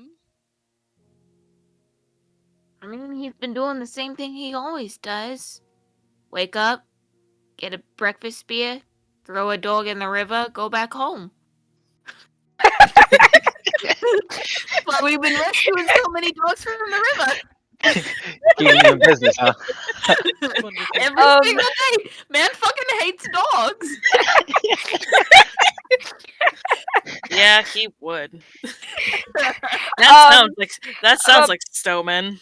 Before the river rats leave, I emerge from the room, and Sedge goes over to Bugsy, and he says, "So you have eyes and ears all over Neverwinter, yes? Yeah, you could say that. Do you perhaps do me a favor for a few coppers?" Well, your friend here just upped the ante, so prices have gone up. Can I just glare at him and roll an intimidation check? Yeah. Sedge, you should really just pay the kid. They're gonna get you what you want. You get what you pay for. Fine. I give him 2 platinum. All right, what do you We're want? rich! I literally have 571 platinum. I'm literally rich. I'm sorry. I'm imagining this little By the way. fucking urchin walking around with 3 fucking platinum. You know? Yeah, next time we see Bugsy, he's gonna have like a new suit, fresh newsboy cap. Oh my Gonna Yo. get him himself an actual short sword. He's Yeah, gonna have the fucking blossom Walking fedora. around with a cane. Like it's the Gonna big have man. the drip! Let's The fucking shitty mafia boss cap, the fedora. He's wearing My the fucking God, fedora. we're making the mob. let's be clear here. A gold is about a year's salary for Oh, we know. people in the River District. 3 platinum is like This More kid money is than this rich kid has now! seen in his life. It's like we just gave him $500 all at once. Like I just want you guys to $500. know- Not even $500. $500 doesn't even cover rent where Jen and I live for one person. Yeah. We gave him like 20,000 or something. Man's about to buy himself a new Mercedes and immediately crash it. Yeah, that would be Bugsy though. Anyway, When I do get Bugsy money, it usually trickles down to the other lake rats though. So you guys are hooking them up for sure. Yeah. I write down a name. 2 names really. And hand them over to Bugsy, and I'm like, would appreciate it if any information about either one of these people. Takes the paper, reads it. Do How do you you? pronounce this combination of letters real quick? How do you pronounce that? I'm gonna send it to Red, who will then send it to you. Is this like one of those thorough kind of things? You know, the common language is actually really difficult if you think about it. A lot of spelling things don't make sense, but I'll get my girls on it. Common language took Elvish and like Gnomish and shook out for all their like adjectives and shit. Yeah, speaking of which, Bugsy, I really gotta sit down with you and go over your writing again. The first letter you sent me, your grammar's even worse than when I left it off last time. Hey, so I forget a few prepositions, so what? I'm trying to be efficient here. Ink's expensive. Well, look, now you get your 3 platinum. You can get yourself a secretary. Here, and I hand over my inkwell. okay. It's not expensive. Yeah. All right. I'll send these to Kate. What am I gonna do with that? I'll tell you in a minute. I'm just giving you these names. What? What do you what? What do you mean? So, Huh? so I've set the names to Kate. What Bugsy knows. Okay. Kind of like just from looking at them. You can Bugsy will obviously spend the time, and whether you come back to voice Bugsy or I take over Bugsy, Bugsy can spend some time in Neverwinter looking up those names, but just from a glance, the names don't mean anything, but the title attached to the first name. Oh no! Uh-oh. Oh, I think I know where this is going. Oh shit! Oh, I love the immediate. Oh no. Oh, I think I know where this is going. Father? No. Oh fuck! There has been someone. Okay, not Wait. it isn't that there's been someone calling them by the title, but there's like you hear people where Bugsy has heard people in Protector's Enclave talking about like, oh, the Thief of a Thousand Rumors, or Thief of a Thousand Shadows. No, you got it right the first time. I'm actually changing it now. Okay, Thief of a Thousand Rumors, Burrow of the Shadows. talking about it in the way that like we in real life will talk about a cool book or a cool movie. It feels kind of like that. Like, oh, it's this sort of periodical that's sweeping the Sword Coast. Someone's put sort of a thing. It's like, oh yeah, there's someone like writing short stories about like this Thief of a Thousand Rumors up and down the Sword Coast. I know where you can find this first name. You can usually find them like around a bookshop or something. I think they have a few copies in the window display. Wait, what? What? Yeah, They're- this Thief of a Thousand Rumors. It's a really popular miniseries in town. I see. Yeah, if you wanted me to like find books for you, that's a lot easier than finding people, because books don't move on their own. I suppose I would appreciate a few of these periodicals. And I give Bugsy the money to buy them. Because Sedge is like, haha, kids don't steal. I was a kid once. What would he give? Thievery is a crime to Sedge. He knows that. Not arson. Thievery for sure. I loved our party's like wackety screwed morals with the exception of Iliv. Okay, You yeah, can be Bugsy. chaotic lawful and still commit arson if you don't count arson. Arson as is a law. crime! Arson is not a crime. Arson's not a crime. Wait, I'm wait, going to stand here that by the laws of the land, it is a crime. Whether or not it is a moral crime is dependent on the situation. However, it is a legal crime no matter what. Marcus, That's mostly what I was saying. Marcus quickly darts over to the Bugsy. and says, Potato, okay. tomato. He's like, okay, pop quiz. Is arson a crime? In what context? Exactly. There you go. Good leading question. Any Hey, context. you told me if you don't know the answer, answer with another question. There we go. Okay, but you've been doing good, kid. I really appreciate it. One last thing. This is actually more urgent than anything else. I'm not sure if you can find us another place to lie low. I'm a little hesitant when it comes to the River District. Someone's bound to notice Sedge or something, and then, if they notice him, they'll come knock on his door and then notice the rest of us. And or Helu, because I think Helu used to rock around here. Isn't that right, Helu? In the vaguest sense of the term. Okay, there we go. Sure. So, We still got the bungalow over in the nest. It's a little worse for wear since you last saw it, but it's there. I was thinking more of, I'm not sure if you can call a couple more of my favors, try to find somewhere in either the Protector's Enclave or the Tower District. Doesn't matter how. I'm just worried about this immediate area. I'm not saying this isn't a good hideout. You did a great job in this. It's just most of the people walking around here are exactly the people we're trying to avoid. All It's right, okay, I'll see what I yeah, can do, yeah. boss. Yeah, just to keep your ear open, see if you can find a place. Even if we have to jump around. If we do have to jump around, the better. But just as long as it is in the River District. All right. Okay. Looks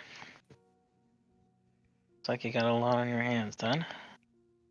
Thing you can't handle. So when is this meeting again? In about 20 minutes. Damn, 20 minutes. No. It's DM, you said it was like around sundown, and it's like noon.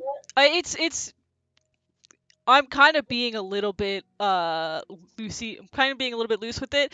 It can be essentially soon. You guys Right. can have enough time to be in the process Dye of disguising hair. yourself, dye hair, change clothes, all of Yeah. that. And you guys will be fine. I'm being a little bit loose with it. Yeah. Oh, Ilif would have gotten. I meant to ask, but my brain has the comeuppance of a goddamn shish kebab. I don't know what the fuck I just said. Basically, like clothes that are slightly less wild. Even though I stand out enough, I don't need to stand out entirely like a goddamn clown. Yeah, you're a little bit dressed down. From it's sort of like from jewel tones to more muted tones, kind of a thing. I feel like a depressed beggar. No offense, Bugsy. I would like to take out the disguise kit, offer Sedge a quick little mustache with their black hair. Like one of those like brushed mustaches. Like he was walking around looking like a janitor or something. I suppose. Yeah, think We'll of have it, to do. and then we put a little dot here on your cheek. Look, you got a little mole now. Perfect.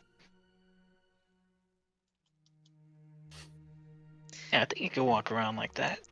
Through the process, you Just guys do take the time. And by the end of it, you stand out significantly less than you did. I'll say that. Yeah, Good. even it's one of those things of like you guys now feel a bit more comfortable moving through Neverwinter without needing to cover your face 100% of the time.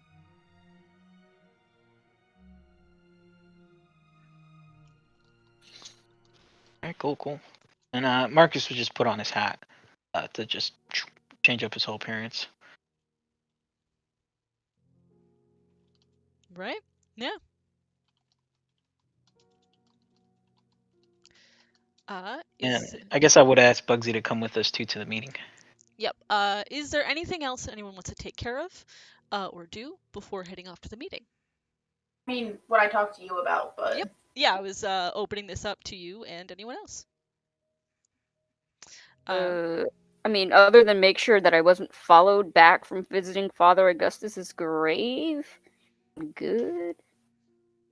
No, I think Halu would just be kind of like looking in the halberd, being very fussy, just trying to make sure her face is as evenly coated as possible, while also having never done makeup before.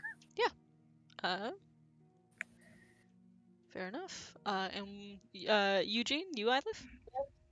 I mean, I was going to contact Chandria with the sending stone while I was in the room alone. You can you take the clothes back there so you can change and dye your hair and also have this opportunity to send this message in private. Yeah. But I didn't know if you wanted to roleplay that out or. I told you I did. Yep.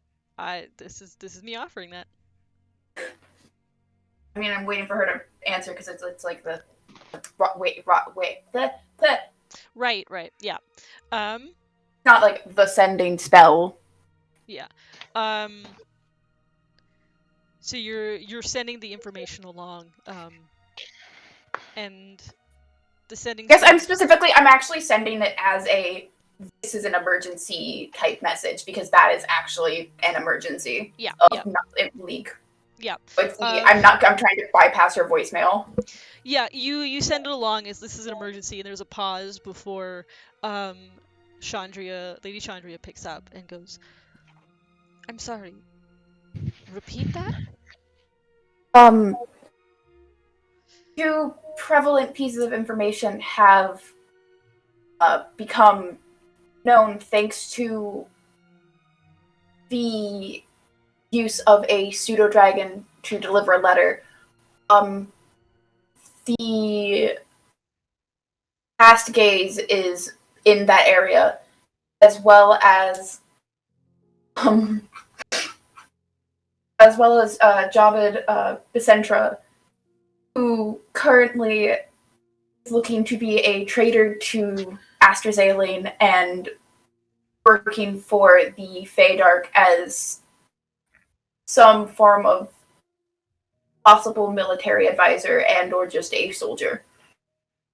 Does the symbol mean anything to me? Basically, of like what I know, not like a this is the house or anything, but was it basically like the symbol mean anything? Nothing like special, just it's the symbol of a powerful drow house. Yep. And a like known enemy to AstraZeneca. Yep. He is also under the employ of a known enemy to AstraZeneca. Like you're able to give the name to which yeah, that's not that big a deal. Yeah. To which there is a pause and then cursing. As Chandria goes, that explains a lot. Yes, my lady. The pseudo dragon, the able to narrow down the location of the eye to one of the forward camps, and not the main city itself, which is good news. Bad news is that means they are actively using it.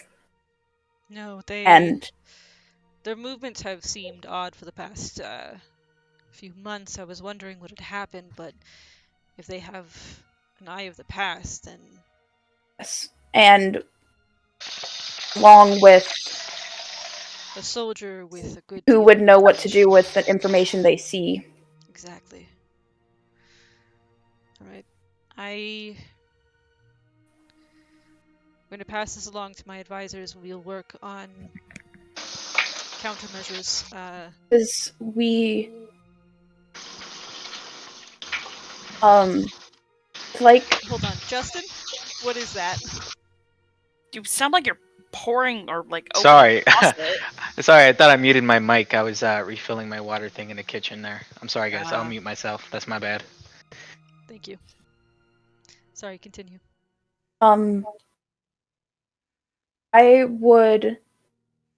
He did not seem to be under effective memory loss, and at least nothing overt control magic based on his response to receiving the letter.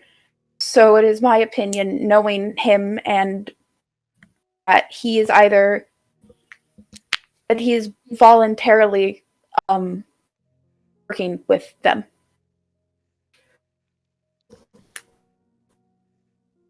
There's a pause, and then, in a very sincere tone, I'll take that into advisement. Ylif? And if found, he should, based on my knowledge of his skill set, which may be outdated by 2 years, he should not be taken alive unless it is at no extra cost to, or it doesn't put anyone in danger. I understand. Ylif? Yes, my lady? You're a good soldier. And I am sorry.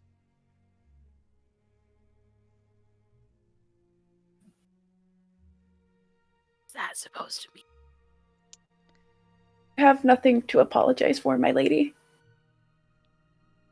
No, His but I have. choices and actions in the past 2 years are his own.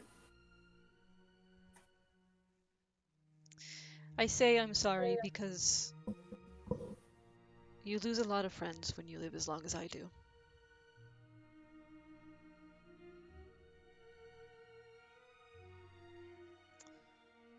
I had hoped he would be dead. That's always a simpler path, isn't it? It's always the easiest to process. When my party and I, when we get back to the Feywild, I believe our first action will be going for the eye that is below Master Saline. That's, I believe, the working process. We are currently in the prime material. So, All right. Our efforts in the meantime will be dedicated to pushing towards that forward camp, clearing the path. if you are able need, to- and I'll give the name of the pseudo dragon that went there. And I'm like, this is the one that went there, and if you are able to contact the King of Dragonflies,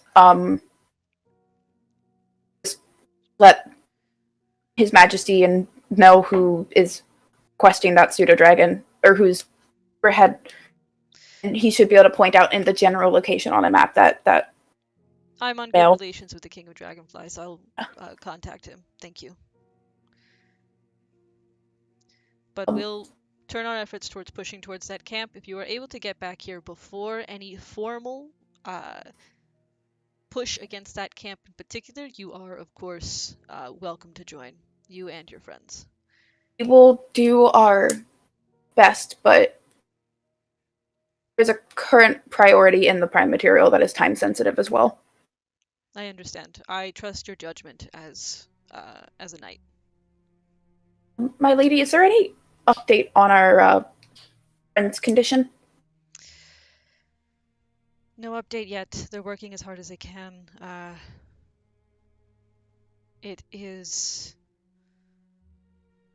There is a will that is fighting us. Okay. I will let Thank you you know for- if the situation changes.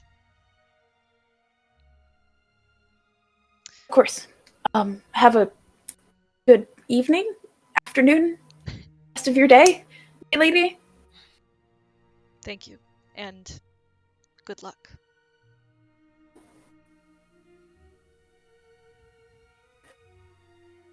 Dylith will put the sending stone away, change, shove all the emotions back into that box. Yup. They just put on essentially a kill on dead or alive, preferably dead, on their fucking love interest, so. Yup. Because have to assume he is a voluntary traitor. And you cut the line, and I imagine sort of compartmentalize those feelings. That is Feywild problems. We are in prime material problems. Yep. You compartmentalize those feelings, and you collect with everyone else, having donned your disguises. It's a little odd seeing you all now in these disguises. I do see the meme.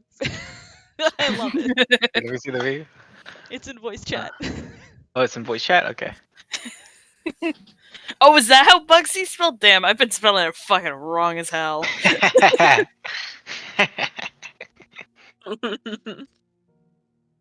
Climbing that social ladders one dog at a time. Oh my god. Save all the dogs. But you all are ready to meet with the Sons of Alagondar. Oh boy. Sedge's gonna wear his best ass kicking face.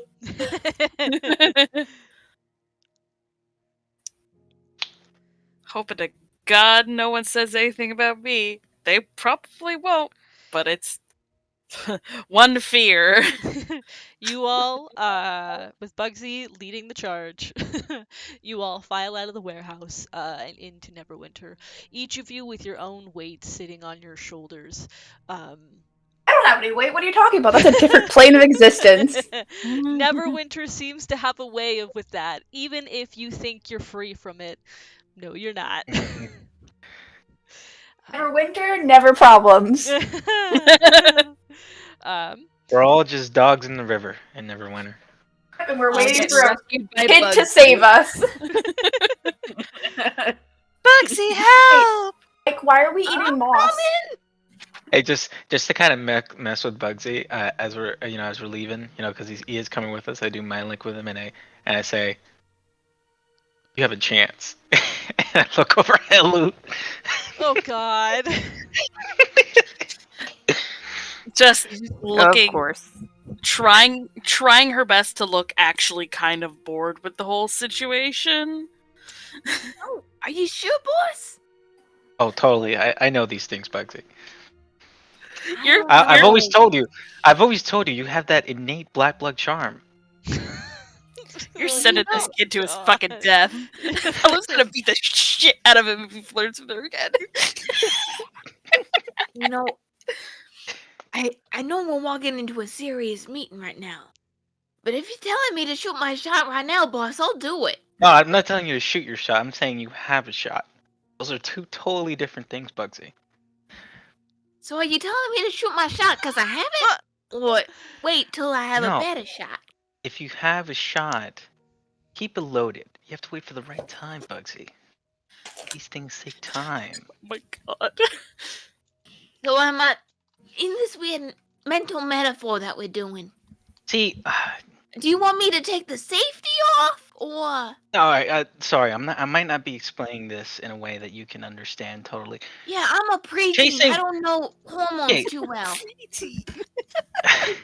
Chasing after a lady is much like chasing after a dog in a river, Bugsy. You don't want to do it that way. You want to wait till they're tired out, till you seem like a better alternative. Yeah, So- get yourself a bow. Don't swim in the So river. I gotta wait till she gets to the rocks and then jump on her. Got it. Exactly. No. This kid's gonna get flung through a fucking wall. How the Looney fuck Tunes did Marcus style. get a... I'm just trying to humble Bugsy, but How that's did Marcus pull a woman with this advice? Yeah, no, really. I'm not. I I'm know. I'm giving Bugsy advice so he can fail. You're setting him up for failure on purpose? That's how he learns. It's funnier that way. You all just see Bugsy lick both palms, slick back both sides of his hair, and then just do like an eyebrow move at Helu, and then keep walking with the improved swagger. Does Bugsy like do the wiggle and then immediately turn around? Yeah, he like makes sure Helu can see it, and then goes back to facing the front, leading you through town. Face of pure disgust. Of disgust and like, ew, what the ew, what the fuck? I I- mind link with Helu, and I'm like, I try I to can stab him. vibe I can check stab the him. fucking punk kids' movements because I'm sitting here like, okay.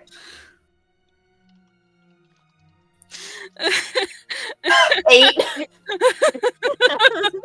Oh. You're a little I'm a little distracted. distracted. Also, can I, unrelated, can I roll a perception to make sure we're not being fucking followed? Yeah, good. Makes sense. I'm also going to get on that perception check. A natural yeah, 20 for a 24. I am also getting on that perception check. Marcus I've been is rolling looking good today with this thing. 21. Marcus is, 17. You guys glance around, trying to see if you're followed. You do notice there are like one or two other river rats that are hanging back. But that's probably just because, hey, they're the river rats. You don't see anyone else that you ping as suspicious. It has only been 2 days. This is only your second day in Neverwinter. There's no such thing as being too cautious. Oh, exactly. especially with Marcus in our party. Yeah, Marcus is. I'm not even looking. I'm just too busy. Especially Kind of. with Bugsy leading you Yeah. through the city. Yeah, I'm chuckling, looking at Bugsy walk up ahead of everybody, and I just kind of look over at Helu, and I said, "She's like, I love Bugsy. He's such a funny kid." One time, I told him, "What kind of girls do you like?" And he said, "I just want a lady who can who looks like they can absolutely kill me." Is what he said. No, I gotta respect the choice. Exactly. Why is this Marcus, what have you been teaching the children in this town? Smarts. Yeah, obviously some really good Pretty things. smart. They're doing really well for themselves, aren't they? Look at all the dogs they save from the rivers. I mean, do they know the guard patrols? Yeah, Oh, yeah, totally. dogs. They Look know at anything Bugsy, you and I'm know. like, you been taught the correct way to talk to and avoid a guard? I haven't talked to you much, have I? Mm, That's right, my boy. I got you there, Isla. Unless you say that. I hate to admit it, but cops tend to be complete bastards. I am not a. Not talking All about cops are you, bastards. but Neverwinter is full of them. Right, Helu?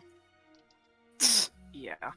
Can I just actually really quick look pointedly at Sedge?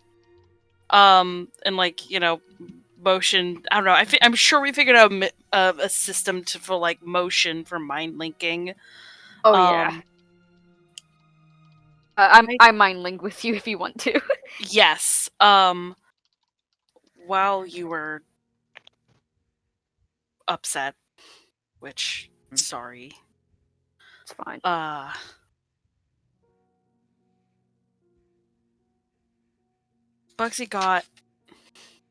Bugsy has a favor from the Sons of Algondar for saving their dog from the river a few weeks back.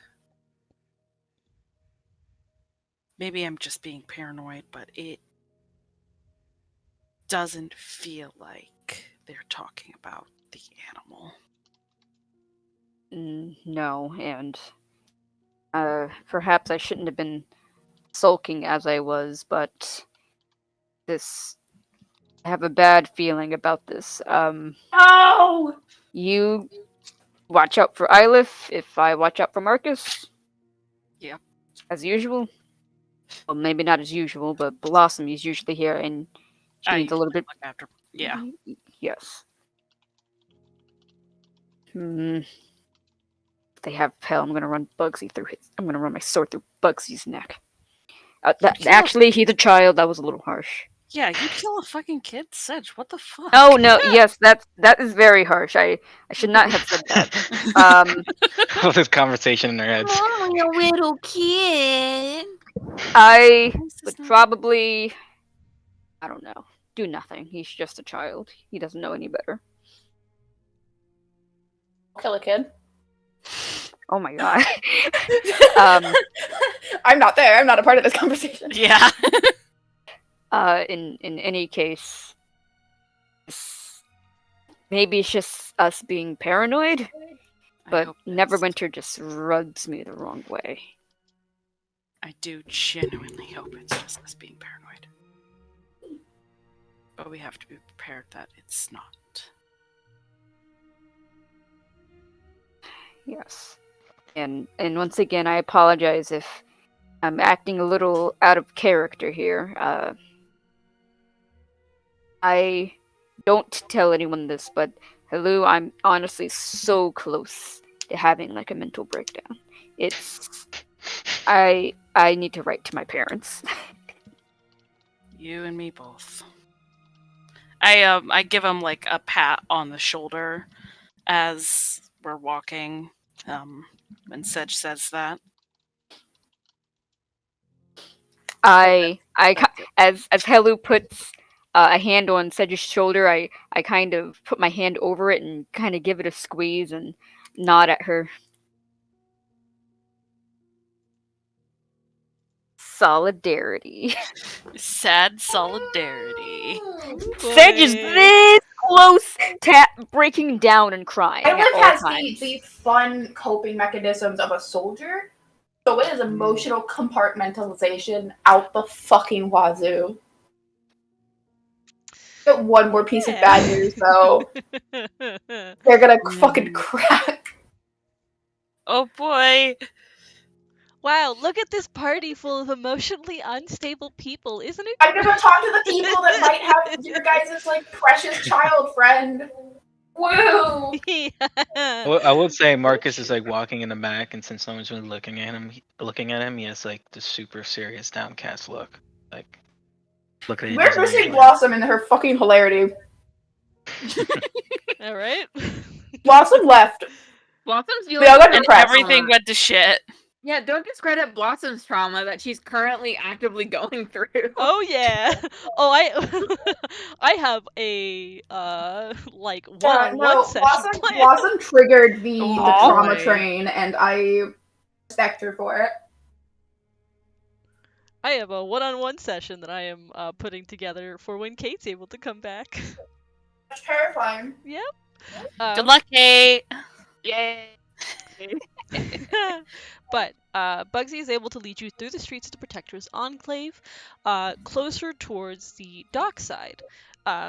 This is where, a lot of more businesses, this is where markets are, this is where guilds tend to have their headquarters, kind of a thing. And would lead you into, let's see here. What would it lead you into? Probably actually, let's say it's appears to be essentially a masonry business, sort of the Masonry Guild, which seems like a weird place. But there was also the information that the Sons of Alagondar also sort of are like standard everyday laborers as well. They're people with jobs. So, to at least some of you, okay, it makes sense that they might have it sort of out of the way.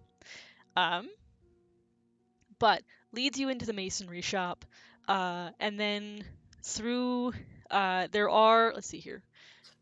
There is a person at the inside who looks up at you all and goes, looks and sees Bugsy and goes, right, you had a special order.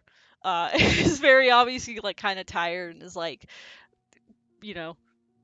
having a day job fucking sucks sometimes.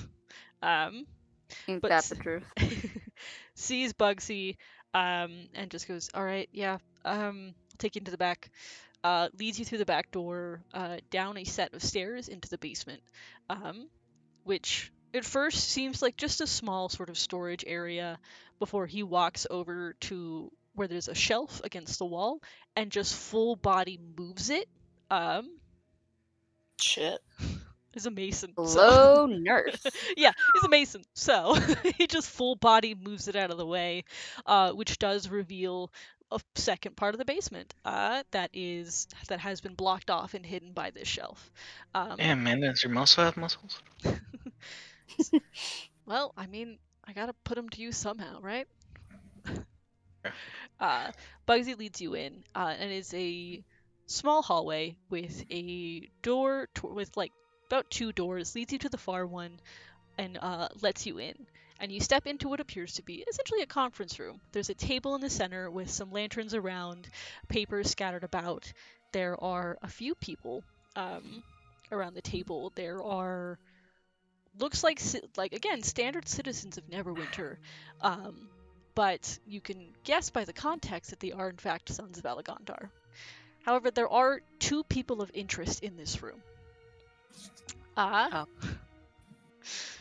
I'm trying to figure out which one to start with first.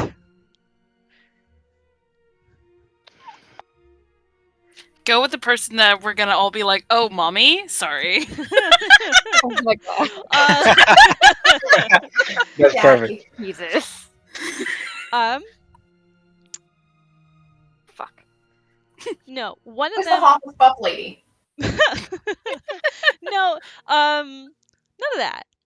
But there is there are like, sorry, brain is Me, bro. brain is trying Sorry, to look at catch up. voice chat. Oh no, I'm seeing it. I'm just trying to get through the got scene. too serious. I'm trying to get through the scene. Yeah, there are looks like standard citizens of Neverwinter. There is a like a man and a woman there, and then like another individual who you can guess are Sons of Alagondar. There's another woman in there as well who is wearing like a symbol of that you don't recognize. I believe it's an elk or a deer with the antlers against like a white and blue background. But two of you actually recognize her. Oh. Sedge recognizes her because she used to do humanitarian work within the River District. Ah, fuck. She was pretty prolific until until her husband was arrested and blamed for some pretty serious crimes, to which she then, a few weeks after, publicly disowned her father. Her father being Baron Foxlow. It's Marcus. Fuck. This is Angelica Foxlow. Wait, hold on. Fox, Is Marcus's wife? Foxglow? Foxlow. Low. Is this Marcus's fucking wife? Um, This is out of character. Yeah. Said you recognize her. She did humanitarian work until she publicly disowned her father and had to stop that because a lot of people lost some trust in her, given her association to Marcus Blackblood. Oh no! Who had Why did they have to list say of you had a bad crimes. feeling? A pretty serious list of crimes. Is that on his wanted your poster. daughter? Your fucking daughter? She's too young to have a kid like her Yeah. age. An No, adult his woman. wife. Remember, I said Angelica's husband was arrested and Yeah, had a yeah, this bevy of is crimes. Marcus's Oh, wife. husband. Yeah. Husband. I thought you. For some reason, I heard father. That's your fucking No. wife. No. She disowned her father after her husband was arrested. Yes. The other person in the room is a young man who appears to be about no. 17, 18. Fully like looks like just is talking with these people in a very casual, or not talking, quote unquote, signing. In a very casually relaxed way. Doesn't seem distressed at all, as it is in fact Pell. Look, we are all in this fucking urgency and he's fucking right here. And it is about 11. So as you walk in and take in No, the people in this No, room, we're keeping going. uh, No, can we go for another hour, please? Please. are y'all sure? I mean, I'm down. I'm down. How How about you, Ike? You know what? Fuck it. I'm down. All right, cool. Kate, are you down? If Red is down, I'm down. Oh, I'm down down. to keep going. This is just I just thought this would be a fun place to be like, Yeah. I'm not waiting fucking 2 weeks. No. No way. We're gonna at That's least say exactly. hi to Pell. We're gonna fucking give him a hug. Yeah, you all enter, and you see the Sons of Alagondar. You see the woman known as Angelica Foxlow, and you see Pell, who, as they all turn and look at you all as they enter, the Pell does brighten upon your entrance, and does sign a "Hello, you're here." To know that disguises do not Um, work for someone that knows you. Fuck that. I'm not doing that. I'm going over and I'm hugging him. To know your stuff does not work on people that know you. It's, yeah. I mean, Bugsy did tell them a bit about the people that would be Fair. showing up. So yeah. Uh-oh. Pell. Uh-oh. Pell does return the hug, and he goes as he's and as you pull away, he signs, "I'm really sorry about the concern and everything." Is I- Pell mute or deaf? Mute. He's mute. Okay. As he signs, he goes, "I'm really sorry about all the confusion and the secrecy things." Of Pell, course. that are you okay? That doesn't matter as long as you're all right. I'm safe. I'm okay. I agreed to come with them. As Pell signs this, Sedge just lets out a big sigh, and some of that tension that he's been carrying with him just kind of leaves, and he's like, okay. And I grab Pell by the shoulders and I shake him a little. I'm like, you gave us such a scare. And he goes, I know, I'm sorry. I couldn't tell anyone where I went. For my own safety and for the safety of these people.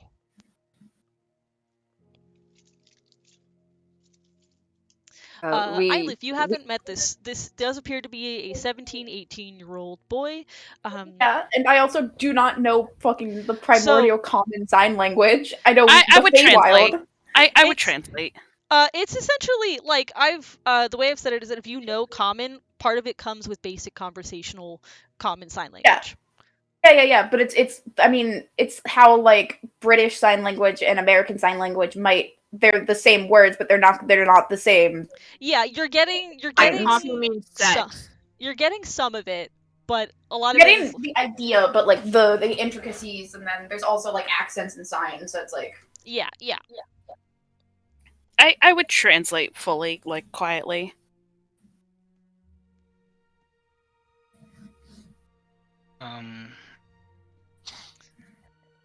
He goes, it is good to see all of you. And then looks at you, Eilif, and goes, and as he signs and goes, we haven't met. I'm Pell, as he's finger signing his name. You can call me Eilif. And we'll hold out a hand to shake if I'll shake it. I'll shake a hand. I don't have anything against this teenager. Yeah. Last time Pell saw... Wait, no. Marcus is still like 3 years younger. Yes. Isn't he? But Blossom Okay. is not with us. Yeah, he does. I do have my hat on, so Yeah. Paul doesn't notice me right away. I look like a totally different person. At this point, it's when the hi, Chai, thank you, very cute. I'm a little busy though, kitty. So busy, only pet. I love like little moments like that of us talking to our pets are going to be immortalized forever. Marcus does want to walk over to the opposite end of the table. You know, he has his hat on, so he's disguised. He looks like a totally different person.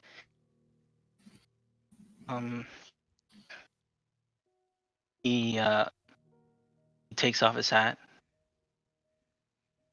places it on the table.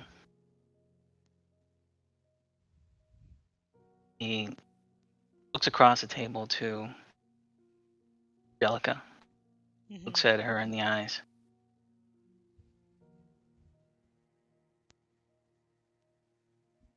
Blue eyes. Long time no see. Marcus,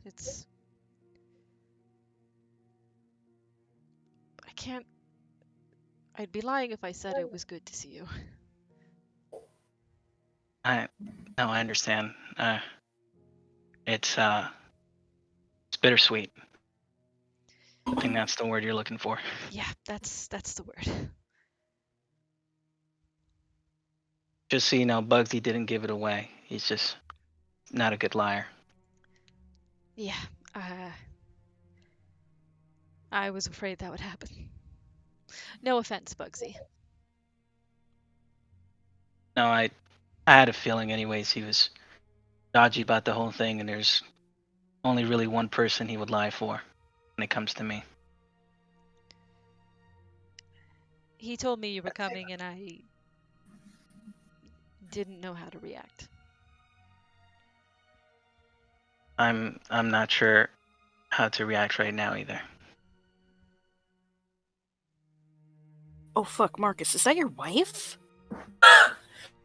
Sorry. Not the time. Not the time. And I have like put a hand over Halu's mouth, but I couldn't stop it. I was like, hello. Like I also put like my hands over Eyeless. Like fuck. For her part, Angelica was stifling a laugh at I feel like Come on, Can I don't add say real anything. quick that I feel like Bugsy also has shifted over from standing with the group to is now standing next to Angelica. Mm-hmm. Yeah. Okay. Yes, everyone. This is my wife, My Angelica wife. Foxwell. Will Smith meme. It's lovely to meet all of you. I've heard some stories of the Banes of Thunder. Oh, we're the Banes of Thunder and Ice now. Oh, right. We killed a dragon. That news reached me as well. It reached all of us here. It's a part of the reason why we've agreed to meet. I'm sorry. I know Marcus had introduced me, but let me introduce myself. I'm Angelica Foxlow, although I really don't use my last name as much anymore, so please just call me Angelica. And I am here as a representative of the Harpers.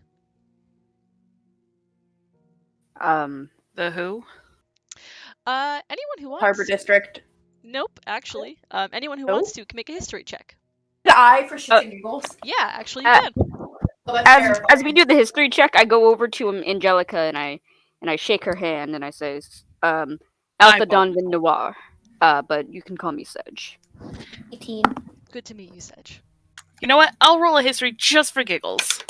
I got an 18, so no. somehow What's 19 plus 4? Like 23. 23.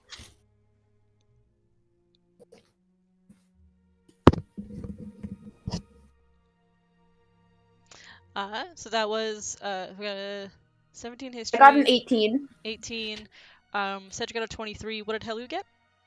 4. Which Hey, honestly I'm Helu- so happy about. Helu, you don't know anything about the Harpers. Oh, it's actually not a stag. I was thinking of a different organization then. What you actually Got a see 17. Yeah, what you actually see is like what she has, part of the symbol, is a harp within a crescent moon against a sort of gray and blue background. Oh, pretty. The Harpers, or those who harp, are a semi-secret organization that are dedicated to promoting good, preserving history, and maintaining a balance between civilization and nature. A lot Would of what Sedge know about them? yeah. Like, Ultimately. 20 out of 23, yeah, you know, like, you very much know about the Harpers. The Harpers are scattered across, they operate mainly in North Faerun along the Sword Coast, and they are pretty much dedicated to, undermining those who would misuse their power. They very much are dedicated to doing good and to improving the lives of people. They are Was Father Augustus a part of them? good question. My mother a part of them? Your mother, when she left home, would like in the story of her telling her story, would have like, yeah, I considered joining them, but I kind of just wanted out of the Sword Coast. She considered it, but And then she knew someone that was in there. Oh dear. yeah, That means also there are people in town that could probably recognize my dad. Oh no. Oh no no no. Oh no no no. The in modern terms, consider Harpers like union organizers who go from place to place, encouraging people to stand up for themselves, to fight for themselves. Oh fuck yeah! Wait, no, I fucking love these people. Yeah, they undermine those who misuse their power, those corrupt individuals. They very much play a hand in that. Also in terms of like big scale, say world ending, the Horde of the Dragon Queen stuff, they obviously are very in line with helping those who want to do good. So Angelica saying, I'm the representative of the Harpers. She was not for the Union. She was not a member of the Harpers when you left, Marcus. I'll say that. Oh, damn. I have a quick question. Did the name Foxlow ever get passed around the ring? Or did he visit? I think, I think Stoneman and Foxlow would have been Yeah, definitely. essentially friends. Oh Definitely. no! Ooh, okay. I'm still covering Halu's Trauma mouth. today. Oh no! Okay.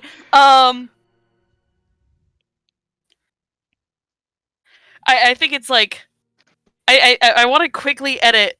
Wait, you're Marcus's wife? Oh my god, you're Marcus's. Well, like first that like holy shit. Oh fuck me. And then my hands over Halu's mouth from that, and it's just like, not the time, not the time. It's always the time for trauma. So yeah, Angelica, these are my friends. Yeah, we are the Banes of Thunder and Ice. This isn't quite the way I wanted us to meet again. I thought I would have more time to put my words together, but now the more I think about it, I could have all the time in the world. And I would not be able to construct any kind of sequence of words that would allow me to appropriately tell you how sorry I am. With all due respect, Marcus, this is a conversation for Oh, another I time know. in a more private setting. Of course. No, you're completely right. I just needed to say that before we could continue on, I guess. Or, yeah. Of course. We'll talk more later. Mhm. And then at this time, like the other three who've been watching this, stand and sort of stand and they go, well, right. All that aside, one of them starts and goes, they do appear to be human, maybe some elven in like one of them, but generally appear to be human. All that aside, I can tell that there's a lot of personal history between everyone here. We did hear about your reputation as the Banes of Thunder, I guess Thunder and Ice, now that you've killed a dragon. And so, as well as Pell here has always has spoken highly of you, so we agreed to meet. And don't blame Bugsy for anything. We don't tell him a lot. And you shouldn't. Yeah, Angelica speaks up. She goes, "Bugsy is mostly here at my request." I knew the River Dog story was bullshit. It was actually Pell. And thank you for Well, meeting we with did us. actually save a few dogs from the river because they don't know how to swim so good. What dog And- doesn't know how to swim? They're dogs. Well, the smushy face dogs. They got too much body mass to keep themselves afloat. That's right, they can't breathe all that well. I saw that inbreeding. Yeah. Thank you. Thank you for taking the time to meet with us. To be quite honest with you, we all came into this room with the energy of getting ready to bring down the fury of God on you. But seeing as how Pell is quite comfortable here, and he seems like he came through his own volition, I'm happy that we are in the room of friends. That friends remains to be seen. Apologies for the suspicion, but again, you all are strangers and acquaintances, potential business partners, I think is a better word. Of course. I guess the real question here is what's the whole deal with Pell, our boy Pell here? Yeah, the one who's been talking to you, he does introduce himself as Dolvum. Dolvum. Dolvum Vaz. Vaz. But Dolvum continues, and he goes, I assume you know a bit about us as the Sons of Alagondar. Vaguely. Yeah. Done some research. We're not exactly approving of Neverember's control over the city. The Alagondars were much beloved in their time, and we would see the Alagondars rule again. Right. How did you even track down Pell? That is, and he there's a look that passes between him, the other sons, and Angelica before Pell. Pell answers before they can and goes, Father Augustus. I just want to let y'all know that I was about to eat a chip, and then Red said that, and my face was just like... Spit take moments. He goes, Father Augustus. I contacted him ages ago asking for help because I was finally considering following this through myself. And at which point Dolvum continues and he goes, and Father Augustus was beginning to work with us for a lot of the same reasons. Him seeing the status of the river district, of some people even in the Protector's Enclave and in other places. He hoped that getting an Alagondar on the throne would provide some stability that Neverember doesn't seem to want to enact. He left some clues for us. He left some clues in his things. We followed them, and we found Pell.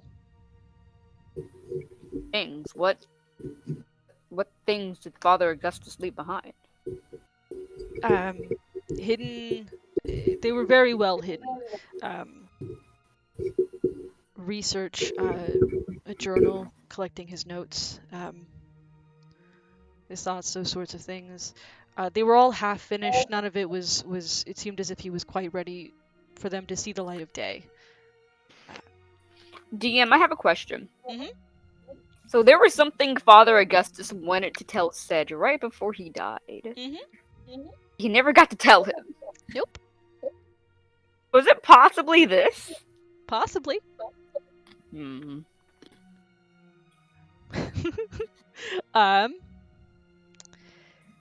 Yeah, it was clear that he wasn't quite ready to share this information yet.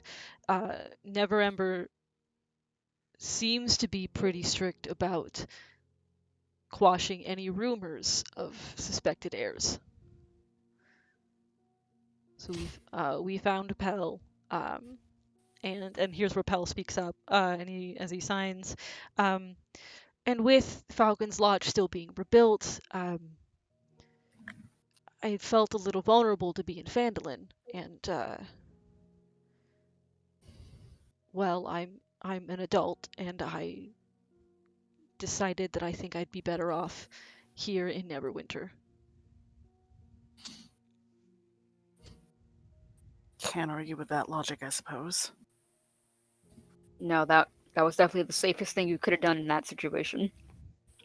And I know I worried Falcon leaving as I did, but I figured it was safer. Anyone could trace me back to Falcon, and if Falcon doesn't know where I am, then they can't use Falcon. Can't use him against you. Yeah. He still can. They still can, but less likely to use it as using him to find you and that direct if he knows where you are. But if they suspect that they're not kidnapped by bandits, then they might use him to lure you out.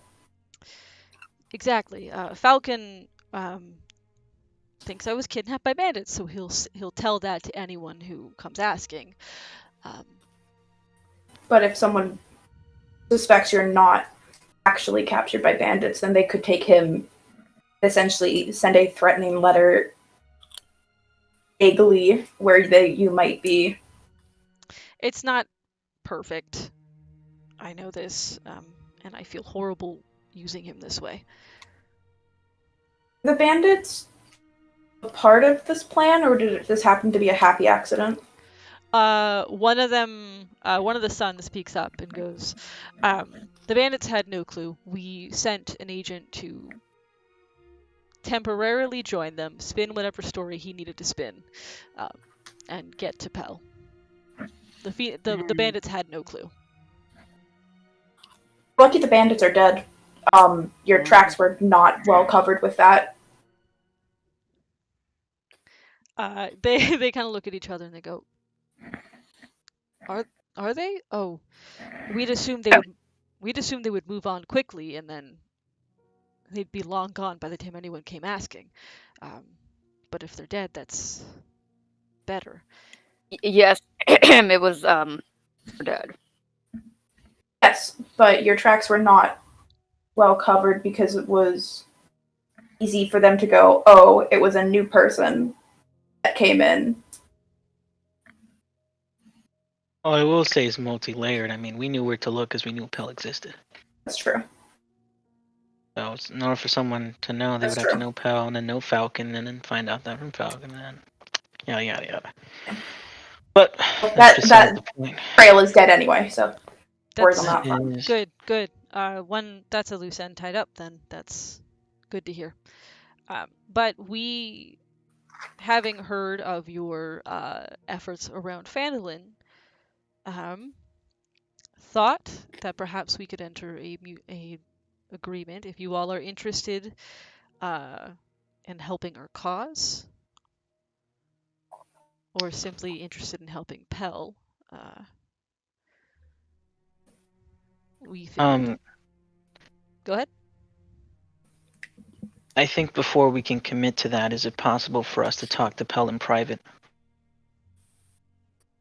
I don't see why not. They're looking at Pell, and Pell is nodding and reassuring them. Yeah, I'm sorry. We spent the last 2 weeks worried about Pell. No, less than that. Yeah, we spent the last week worried about Pell, and we just want to make sure how he's doing with all this. Yeah, there's a look of like not suspicion but hesitation, but Pell is insisting that it's fine, I know them, they're my friends. To which they're like, it's his choice. And you all can step out into the hall. Alright, cool. You step out into the hall, and Pell is there with you, and he signs. What did you want to ask me? Do you trust these guys, Pell? He pauses, and then he signs this look of like concentration as he's thinking. He goes, "I trust that they want what's best for Neverwinter." I mean, seriously, trust these guys. Because yes, Neverwinter is important, but we came here for you, for your well-being. And I know you're grown. I know you can make your own decisions. But I want you to know they're holding on to your destiny here. And I want to know if you thought about that long and hard, and that you're willing to bet your destiny, to bet your life on the cause that these people advocate. If it's something that you actually want to do. He looks at you and he has a very serious expression as he says, "I've had 18 years to think about this in a lodge in the middle of the woods. I want this. I want to see this through, and these people want the same thing. Maybe I don't trust them like I would trust friends, but I trust them I trust their motives, and I trust that they genuinely want to help me. Okay. All right. Just wanted to make sure. I didn't have the chance to tell you, but it's nice to see you again. We're glad you're safe. He smiles and he goes, "It's good to see you. It's great to see you all too. I'm glad that you returned safe from whatever adventure you had." Feywild, if you would believe it. Falcon told me stories of at least what he thought it was like, and I always wanted to see it myself. I'll ask you for stories later. I actually got you a present. Don't worry, you can read the entire thing. Setch has been nonstop writing about it all. I do tell Poe I actually got him a present. He looks very excited at the prospect, Sedge, but then he turns to you, Marcus, and he says, "Oh, like a present? Really?" Yeah. Listen, kid. If you're certain about this, and you really do think this is what you want, and you're willing to bet everything on it, then you have my sword. I can't talk for the others, but you have my support. I trust your judgment in this. And one day, if you're really going to rule all this, you can't really be as scrawny as you are, so I go into my bag and I take out my little gem or whatever with the proficiency for Warhammers. Oh my god. And I give it to him. Oh! He takes it and he looks at you and he goes, what is Break this? it. Whenever you're ready to kick ass, just break it. It's not a bomb. You can break it and it gives you a skill. Yeah, it gives you a skill. It's a Feywild thing. It's with Warhammers.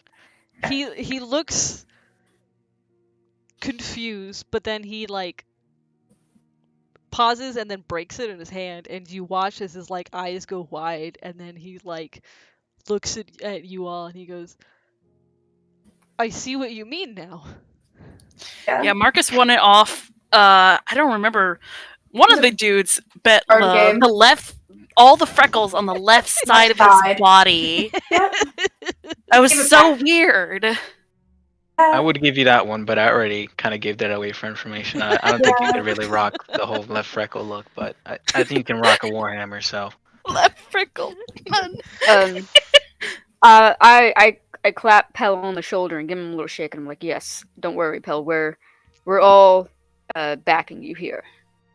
If this is what you want, if this is that's best for the entire Sword Coast, we won't falter unless you do." He again looks very pressure serious. on him. Yeah, he again looks very serious. And he goes, "Thank you for your support. It does mean a lot. You all have been. You guys have done a lot for me and Phandalin and Falcon. This is what I want. I want to see this. Well, I do have one condition. If we're going to go through with this and we're going to help you, I need you to write a letter to Falcon. You don't have to tell him where you are, just tell him you're okay. I can do that. You don't have to send it out. You can just If give it you to want- I him. can do that. And we have a perfect delivery system. Oh, Oscar! Oscar, Oh, Oscar, for the sake of like not drawing attention, like buried himself in one of your bags. At this, he like pops his head out, and he goes, "Yes, don't worry, I've been following the conversation. I know what you're gonna ask me." Pretty pleased with sugar on top. Jumps out of the bag and flies in front of Pell, and is like, "Nice to meet you. I'm Oscar." And Pell, who's looking like with this like look of awe and surprise. Yeah, and I look at Pell and I'm like, yeah, this is how mail's delivered in the Feywild. He's like looking at you and looking at Oscar. He's like, "Really?" Oscar's like, "You Oh, bet." So much more efficient. I can't believe you guys here don't have something like this. He goes, Oscar's like, "The finest delivery system this side of the Astral Sea, you know?" I don't know. I'm just spouting words. Oh, I agree. Yeah, I can take any letter. I will deliver it almost immediately to the person of your choice. and I can return within the day if it's close enough. It takes me a bit of time to sort of, teleport, quote unquote, from place to place. It's not instantaneous teleport. It's weird and it's complicated. He's just going on at this point. Oscar's just and Pell is just like, It's a special interest. If anything, I think we should hand it to Falcon in person when we're passing through. That's true. You know, just so we're there to reassure him. But we also want your own words, Pell. When you have the chance. He nods, and he goes, "Of course, I probably the letter's probably long overdue at this point." But Oscar, for his part, turns around and looks a little offended. He's like, "You call me out here to offer my services as a mailman, and then you say fuck it." I see how it is. And he dives into your bag. I pull out a snack and like offer it through my bag to my non-bag of holding bag to him. Amazing. He like jumps into your bag and he takes the snack and he's like, "I see how it is." I appreciate you and your services, Oscar. Thank you. At least You're someone a novelty appreciates. to these people. You're a core part of my life. I'm glad someone appreciates my services. Okay, so got the okay from me from Sedge. Hello, Iliv. Are you cool with this? Mm-hmm. I don't hold any love or loyalty to this city, but I hold compassion and loyalty to you guys as my friends. And you're going to help me with my city's problem when we go back to the Feywild. So I owe it to you to help you with this your city's problem. Okay. Hello? It's a little selfish, but sorry, I'm trying to remember if I asked Pell, because I think at that point Pell did reveal to us that he was a possible like heir to the throne. You know what? Fuck it. I like the poetry of it.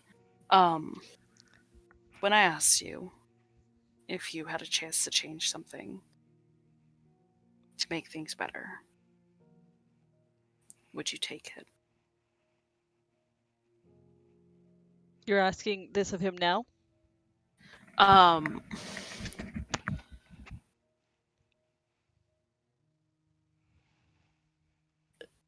Sort of. Hold on. Oh no, I wanted to make this really cool. And let me continue. And you said you would, if given the chance, that you would try.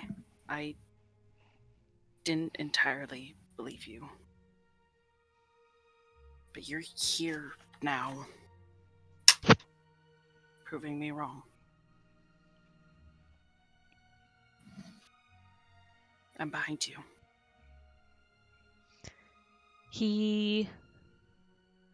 If you'll let him, he like puts a hand on your shoulder, kind of gives you a very serious look, before he signs. I meant every word. And your doubt even is important to me.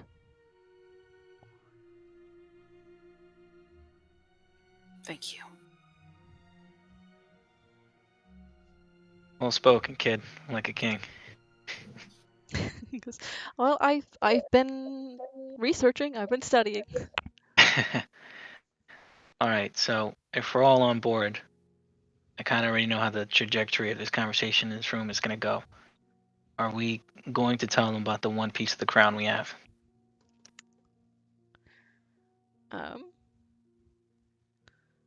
Pell says, "That's up to you."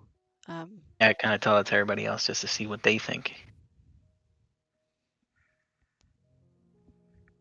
I think for now we should probably err on the side of caution.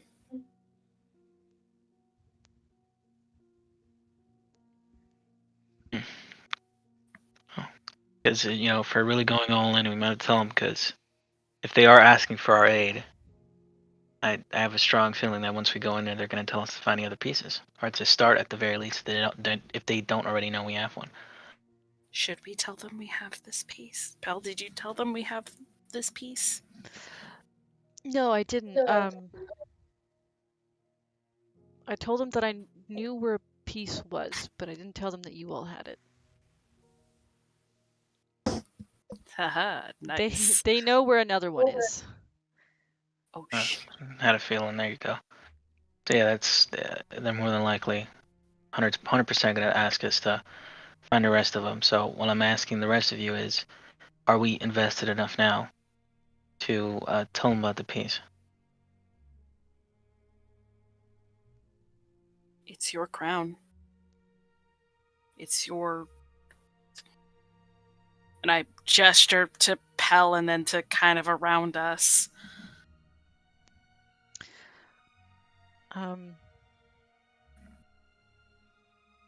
Pell says,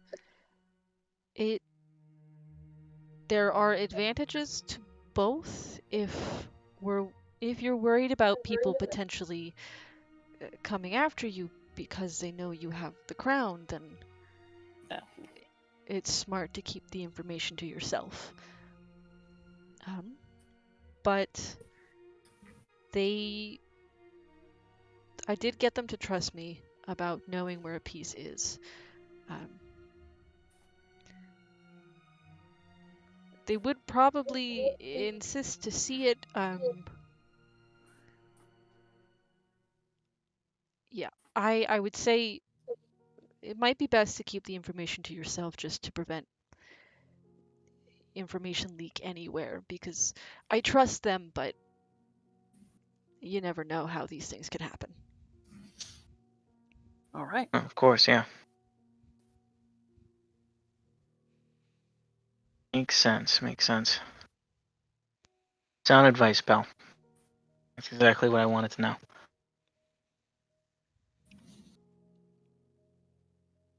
Keep that keen eye open, even when you're, around these people. He nods and he goes, I intend to. I'm taking this king thing very seriously. I have to. Oh, of course. All right, guys. Say we go inside. Let them know they have our support. Try to get them to tell us the location of the second crown, but we will not disclose the information that we have already one of the pieces. Right. Cool. Pell, in terms of the crown, have they talked at all about if they were to find the second piece and or retrieve it, what they were going to do with it? I know altogether is supposed to make the actual crown, but did they discuss at all where it was going to go? Presumably into my hands. But there's 2 more pieces missing. Mm-hmm.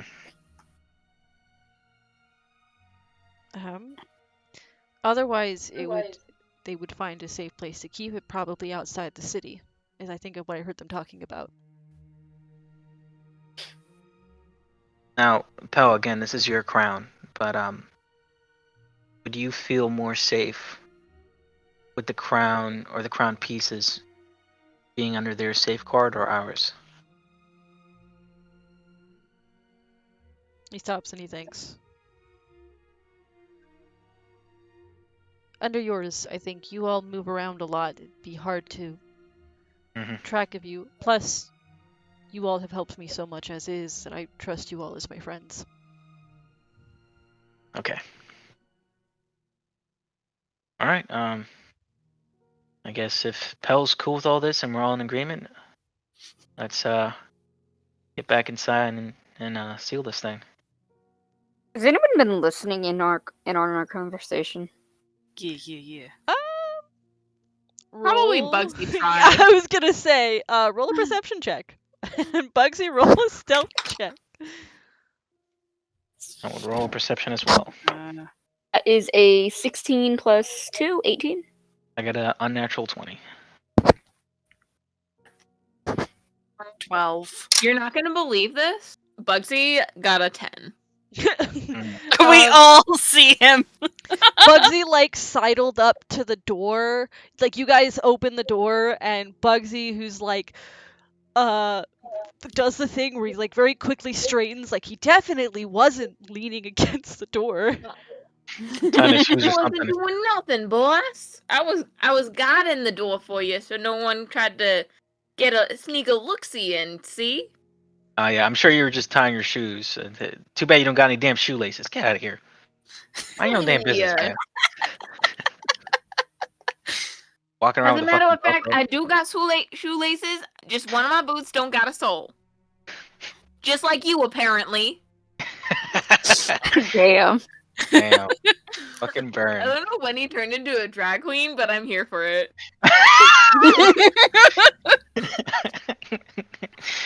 Oh man. All right. You've spoken with Pell, and you have our support. We're here. We're here to help in whatever way we can. Great. That's great news. We were hoping that with your all's experience with more dangerous aspects, you all would be willing to. I don't know what the term for it is. A strike team. A lot of us again are just day workers. We don't have the experience fighting monsters that it sounds like you all do. Kick the shit out of stuff. Exactly. So, while I'm sure your connections would be useful, he points to Marcus. All of your skills and experiences will be useful in other areas. Of course. So, what's next? What's next is that you all get settled in Neverwinter. We have some things to move around now that we have all of you on board. And we'll contact you pretty shortly with next steps. We didn't want to bank on your participation without even talking to you all first. Oh, of course. Yeah, that's Makes smart. sense. Yeah, we could very easily said no, fuck you. Exactly, and then where would we be with all these plans we made? But I'm glad to have you all on board, and I'm glad Pell seems to trust you. And then looks at Angelica, and then looks at you, Marcus, and goes, "Is this gonna be a problem? Should we set up a different liaison? This is to you, ma'am." Angelica's like, Oh, the assumption that she can. it's the hey ma'am, is like, are you okay? Like, is this going to like?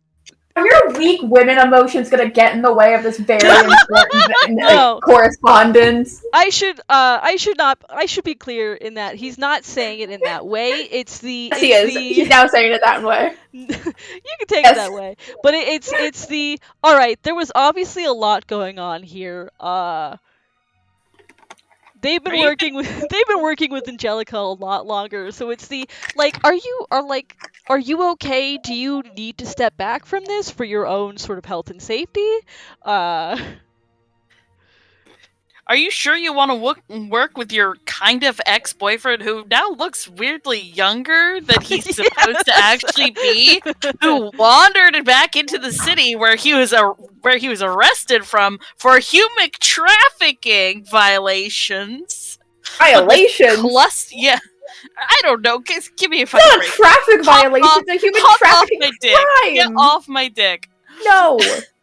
Who wandered in with a bunch of chuckle fucks, one of whom, was accused of murdering Father Augustus. Oh, come on. I mean, Does she actually say anything to me? Does Angelica say anything to me? No. She's a little bit more focused on the task at hand, and also her husband walking through the door. I'm gonna hold this comment for when we leave. Never mind, I'm not gonna say that now. That's an inappropriate place for the. Are you guys getting a divorce? Please, I'm not saying that out loud. I'm not saying that out loud. please don't hold my actions against my wife. Oh no, we're holding your actions against you. No, of course, yeah, as you should.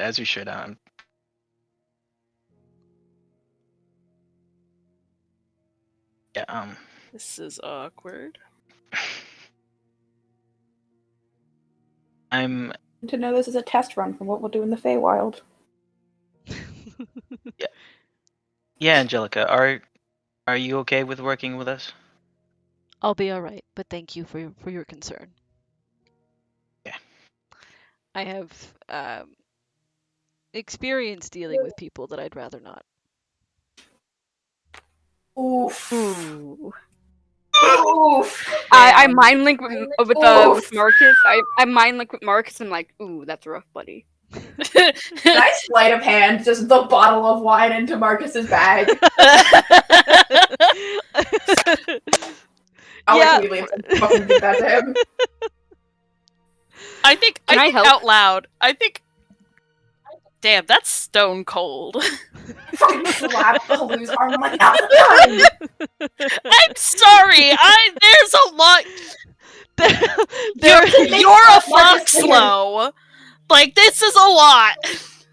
No, I'm aware of my father's business. Look at Sedge and I'm trying to do the hand gesture. I saw other like the gesture, the eyebrow wiggle of like mind link. Not fully knowing Mind what link? it is. Like how the fuck it... I mind link. I'm like, oh, Ilif has already gotten this down. I have a 19 perception. I probably picked up on it at some point. As a perception. And I'm just like, should we ask about Stoneman's movements and involvement? Because sure, let's put a person on the throne and all that wonderfulness. What about the clearly corrupt noble system that is in place, and also that way we can set him up so Halu can stab him? You know what? Let's ask Halu, and I mind link with Halu. I need to give you all an item that lets you all just Fucking establish mental this. talk to each. God, Yeah. that'd be so great. We're just like, no, Maybe- hold on. It's young justice. It's just young justice at that point. Maybe one of the archfey you help can give you that as a boon. Oh hell yeah! Can Okay, fucking sorry, Chai. mind meld with each other or some shit. I feel like that would be a King of Dragonflies one because it's like the male, Yeah, maybe. or we get the ability to instantly send letters. Yeah. Mentally, it's like a you're thinking, but like a little text window pops up from Ilif to Alu. Hey, anyway, so I was thinking we could go and like keep this thing. Halu 50 is Shades of thinking, Grey, dot, way they dot. show the texts on screen. Anyway, Wait, hold on. And you get the funny. little Halu is thinking ... Send Anyways, like that's his mental mind link with Halu. emojis. Yeah, essentially have mind links with Halu. Not Halu. Yeah, with Halu. Ilif. Blue. Oh So no, who me. would- Yes. Yeah. Yeah, I mind linked with Halu to pass on what Ilif said because I feel like we should have Halu's input on this because it is Stoneman.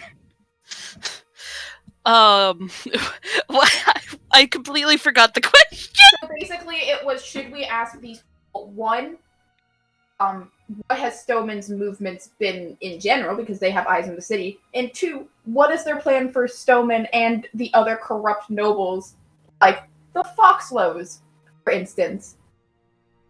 Essentially going, hi, cool, putting a king on the throne, all well and good. What's the actual fucking plan for dealing with the corruption? Yeah, I think that would definitely be. So what's the plan in general? Yeah, I think that definitely like that, but just way less elegant is just. I think the mental image of Stoneman's head on a pike.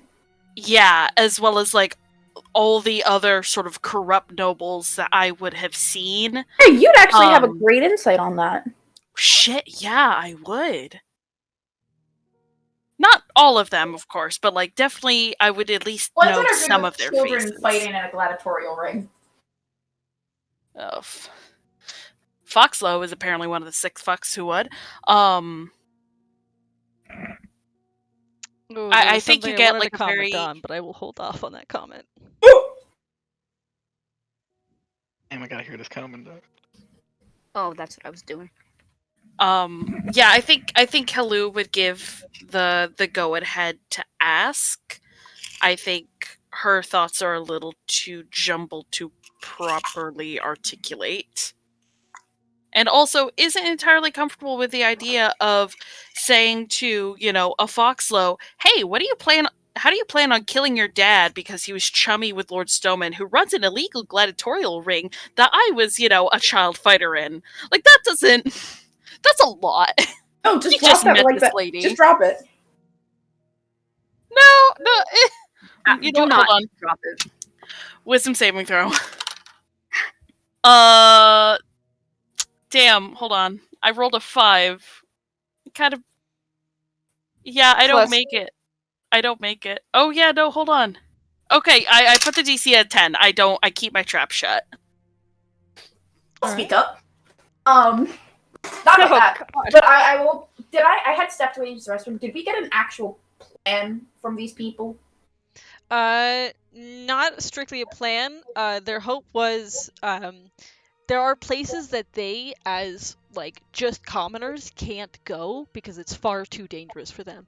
But with your all's involvement, they want to take the time to sort of rearrange things now that they have a skilled, capable team that can go to these dangerous places. Okay, so basically, it's places they think parts of the crown are at.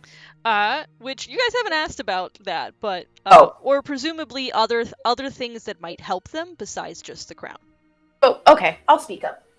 I will lean forward, not mentioning the crown because that's not Isla's business to bring up or mention. Be like, so this is all wonderful and well and good.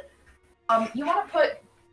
I'm not from the Sword Coast. I have no knowledge or emotional investment in the true heir or anything. But what is the? So you overthrow Ember. However, put El on the throne as the true heir. What's the plan? The plan is still still being crafted. It has to be intricate and has to be swift and precise. How do you deal with the nobles? We have reason to believe that Never Ember is being supported by some of the nobles, such as Stoneman and Foxlow. So the problem is that Foxlow, over the course of the past few years, has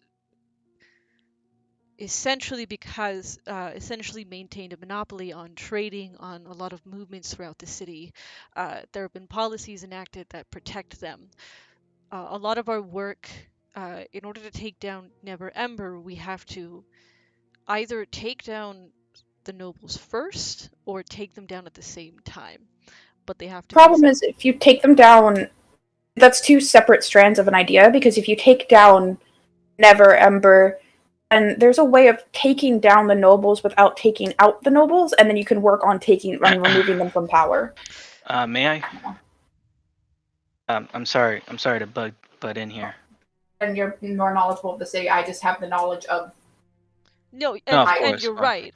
We are collecting a case against them to either physically remove them, whether that is killing them, which we intend to do as a last resort, or by ruining their business and reputation. Yeah, that's where I was gonna butt in. I think that second option's the best bet. Yeah. You kill them, they're a martyr, and then you risk.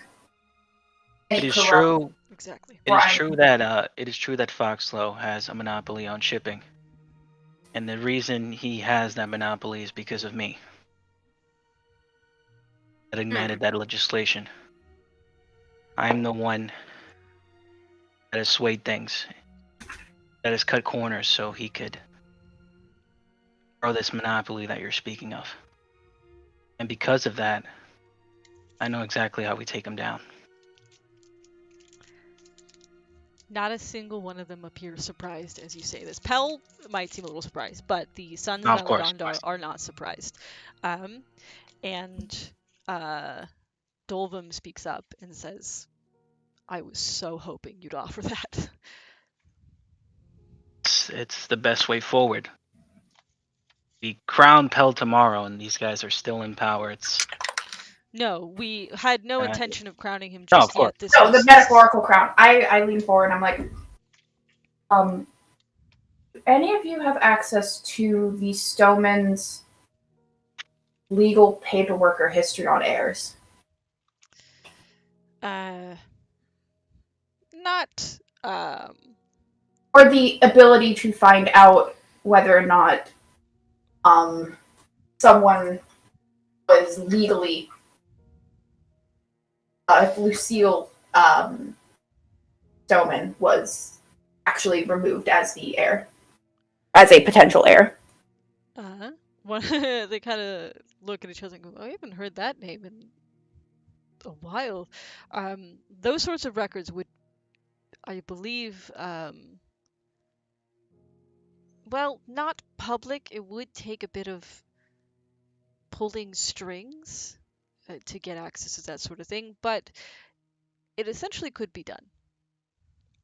I don't Look know. at everyone else, and I'm like, are we like kind of giving? It's just like specifically like Marcus and like Sedge of, and like even like all of them of just like the do I like the eyebrow of keep it vague or push for them to do it, because that's a if we can if my mom is still an heir, then that would make me technically also put like a potential heir, and that would remove the Stomans if we are able to, because I would be able to legally fill in for that if that went in a correct direction. That would however, that would tie you to the city. Mhm. Is that I guess out of character, and I guess like all. I mean, of there's that a sort of- vassal. There's like, you can hire people. I could just hire Marcus as my vassal. It's fine. Pardon him for.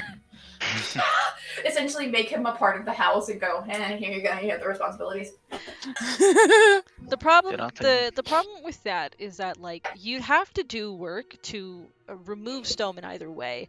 Well, the thing is, but it's essentially that way. It's not a power vacuum. It's someone stepping in to fill in that void instead of leaving a hold. Yeah, you can't just walk up and be like, "Hi, my mom is Lucille." No. I under no way did I think that. It was the starting the process of like. Oh yeah. Paper, maybe, but what I'm trying to eyebrow to them is like, should we push for them to like look for that paperwork? Personally, I think the whole Foxlow and Stoneman thing go hand in hand. If we take down Foxlow, through Foxlow, we can get the kind of information we need to take down Stoneman. Yeah, I still think we should look into the possible heirs, because it'd be good to know who might step in or be a possible avenue of entering the family or getting information. Yeah, so it's hard to say. That's if your Also, mom's legal lying. paperwork. That's if your mom wasn't disowned. That's the question Of course, we yeah. need to answer. Well, they're sort of. I think I think Halu's sort of leaving that decision up to Ylif, but is definitely more focused on the sort of building a case against Stoneman, and I think very, very hesitantly,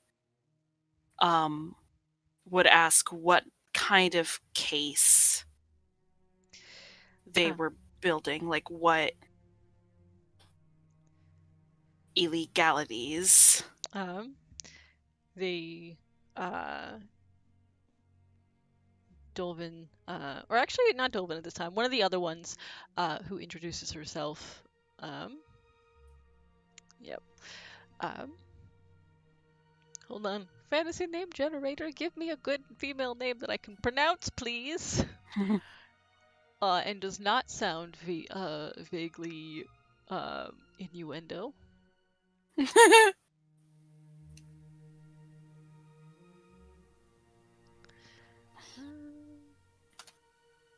Sorry.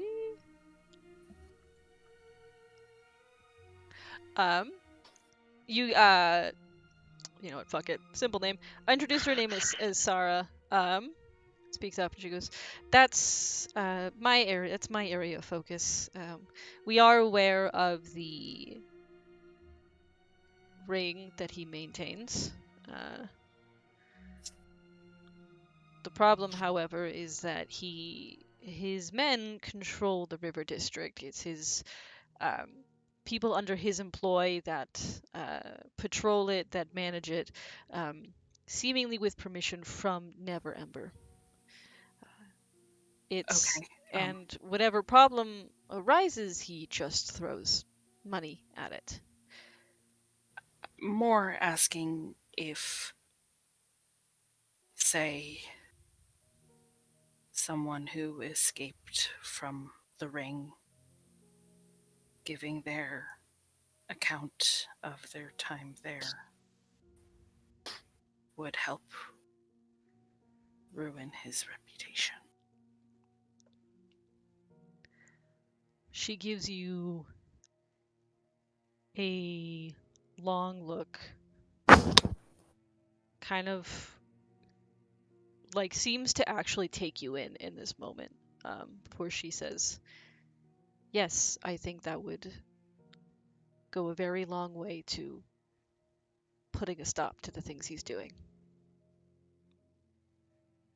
There's just a very sharp nod. I can do you one better. Might be a chance here that Stoneman is getting his fighters from Foxlow. We're aware of that possibility, yes. I mean, I've worked with Foxlow closely. There's a chance he might have documentation of these sales. And I have a pretty wide paper trail. I do have a question. If we were to get these documents, how would we even spread them around or prove their credibility? I think Sarah will cut in and say there's a certain point where credibility is important, yes, but there's Enough people believe it. exactly. If enough people believe something, whether or not it's credible is enough to ruin a reputation.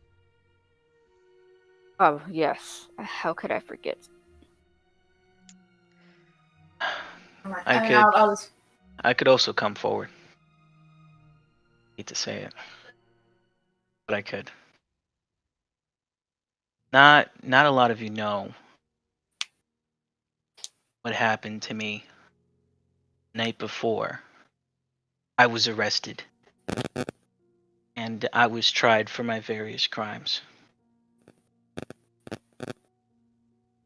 Now, I admit that I've done all the things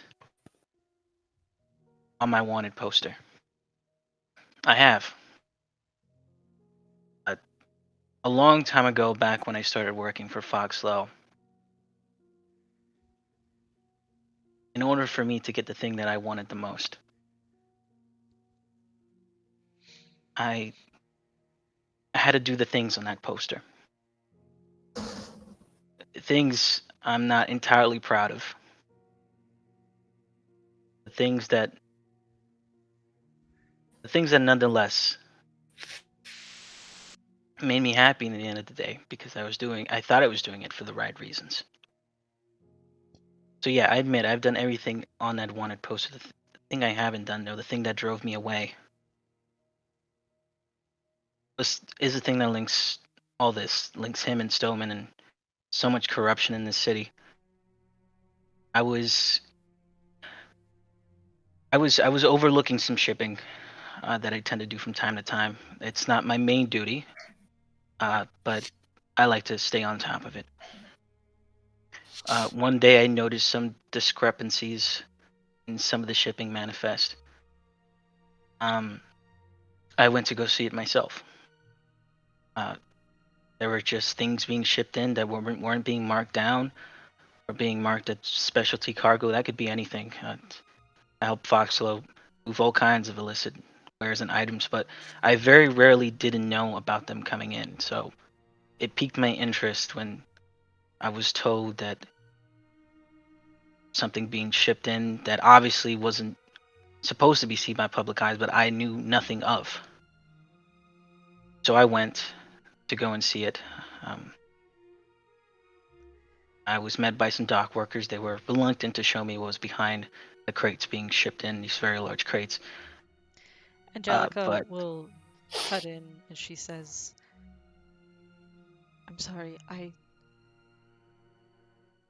think we all know what you found. Please. no, yeah, of course. I don't. Well, as you know, I I did not know about it, and I confronted your father about it. I thought, hey, I've been working with this man for however many years. I thought, even though he wasn't always the greatest fan of me, I thought at least at this point we've reached some kind of understanding that maybe this is some kind of misunderstanding. Or at the very least, if it is true, I can talk him out of it. But I was wrong. He knew well what he was doing, and it turns out for however long I was helping him. I wish it would have ended there, but Foxlow being Foxlow, he put it on me. Maybe I do deserve that. And I was locked away for it. But all I'm saying, the trail is there.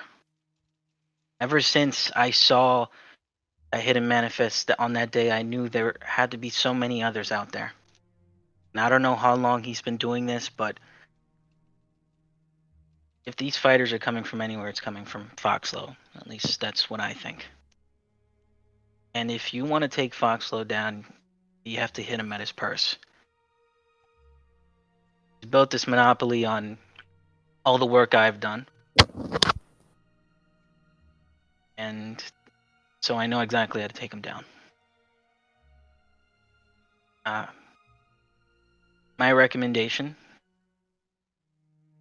first and foremost, is one of the major ways that I was able to help Foxlow is by coming to a sort of cooperation between Foxlow's legit business and also with my former mentor, Corin Halfhand. I'm sure you've heard of him before. Through our combination, we were able to make a network of not only Foxlow's, again, legit shipping business, but also his smuggling network. And through that, we were able to undermine other smuggling companies, as well as quite easily transporting illicit goods, such as what I mentioned before. So I think, I mean, I could talk to him more. I don't know what. And I think if we sever that connection, it could go a long way in hurting Foxlow. And maybe from there we find a paper trail.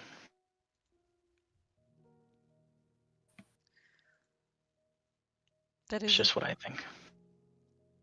That's an excellent first step. And if you're right with it, at some point I'd like to sit down with you and talk more. See about Of course. finding where we can exploit Foxlow and Stillman. The other problem, however, is that Stillman has information on some other powerful people that blackmail, that as a result, they are keen to step in for him should things start to go south. That your account would help greatly in at least ruining his reputation among the public. Enough public pressure and very few people will be willing to step forward even with his blackmail.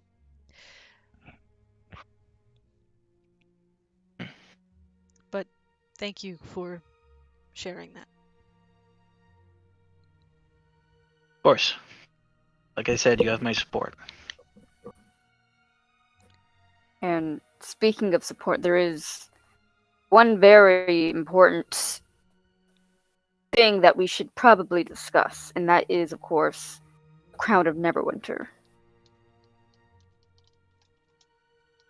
Do any of you know where a piece might be, or? We do. We know that Pell has said that he knows where a piece is.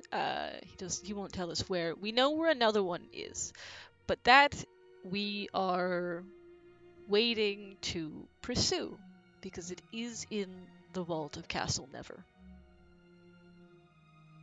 Of course it is. All I'm hearing is espionage. Storm Beach Part 2. It is All I'm hearing is the clank clank of sedge. after an attempt to steal the whole crown. Yeah. After an attempt to steal the whole crown, they were only able to get away with one piece. The rest of it was stored. The remaining two pieces, one was stored within the vault of Castle Never, and the other was given to a trusted party. The details escape me. But a trusted party which we have yet to track down. Wait, okay. What piece was given to the trusted party? The sapphire. There is a sapphire that sets into the crown that ties all of it together. And that was a piece entrusted to a third party. Was that party that we met on top of the fucking mountain again? That The was yeah, Reavers. that was like the Stone Cold Reavers or whatever. They're all dead though. Yeah, they're Yeah. fucking hella dead. It was Okay. like the remains of a warlord that had the crown piece that you have, which, if you remember, that piece has a tendency to bring misfortune wherever it goes, or Yeah. is seemingly a bad luck charm. So it's not unreasonable to assume that whatever group stole, like, broke in and tried to broke, got caught up in the curse, and the piece sort of changed hands until it ended up in Icefire Hold. It's not the sapphire piece though, right? No. Oh. Okay. And what about the last piece? There's the third party with the sapphire. And There's then- only 3 pieces of the crown. No, this is Hello trying to play dumb in character to see how much they know. Oh, okay. Saying, aware of the third party who was handed off the sapphire, there's one of the crown pieces in the hold. Where's the last one? We don't know. It's changed hands so many times. We assume that that's the one that Pell knows the location of, though he has neglected to share with us that information. So we are trusting. We're trusting his judgment in this situation.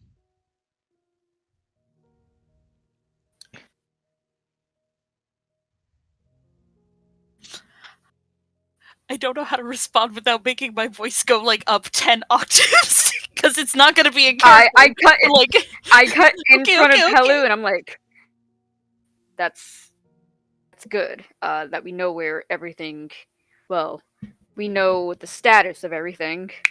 2 of them are lost, and then 1 is in Castle Never, which is not good whatsoever. It happened before the eruption of Mount Hotanau, during the time of the last Alagondar king, the crown being separated. Right. Yes, so those 2 other pieces could be basically anywhere in the Sword Coast. Pretty much. Oh, that narrows it down quite a bit. Hey, at least we know where one of them is. Could be anywhere in the world, and it's right here at home. Okay, but how do you break into a castle? You Uh, ask nicely. That We'll get to it when we cannot get there. possibly work. I'm sure I can Are try there to any figure. parties coming up soon that are going to be hosted there? Say about masquerade.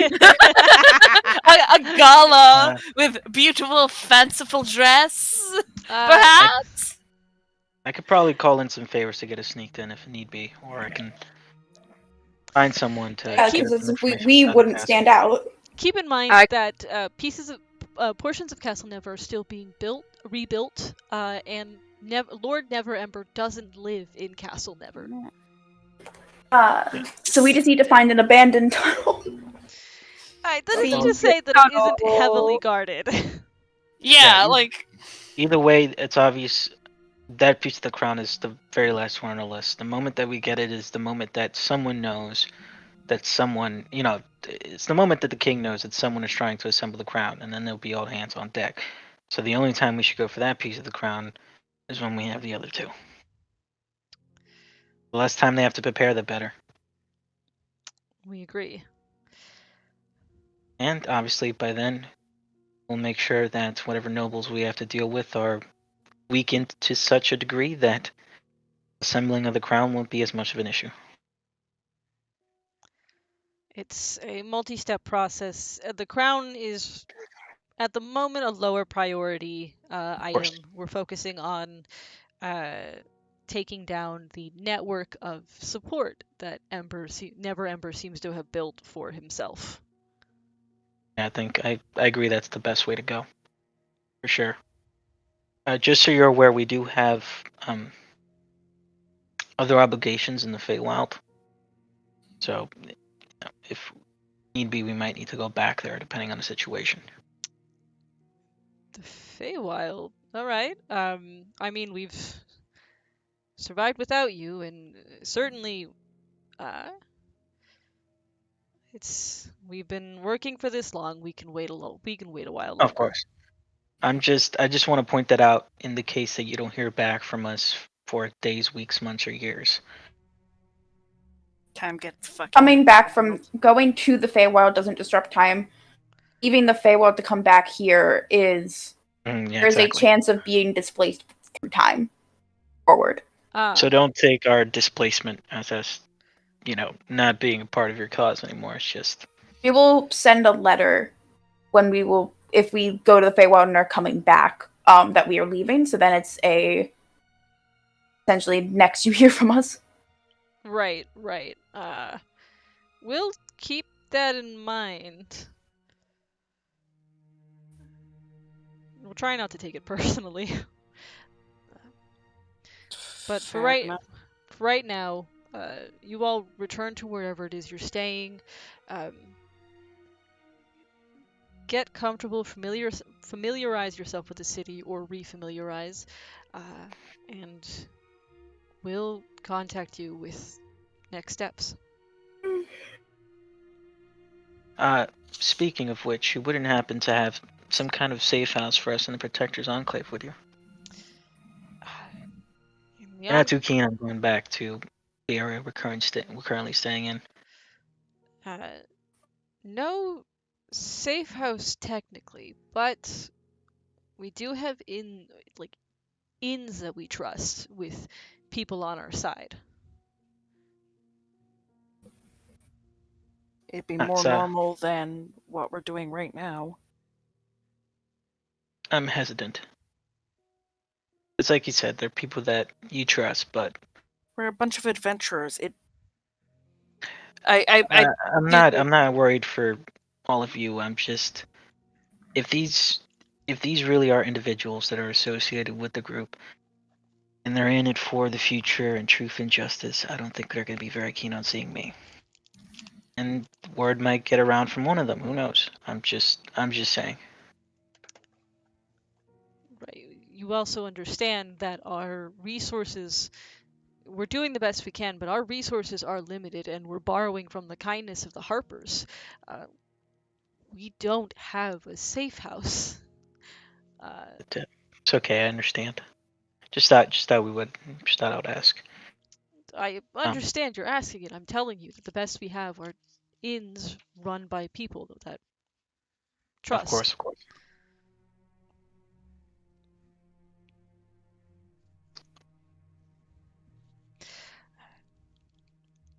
We'll give you those names, and it's up to you if you want to stay at them.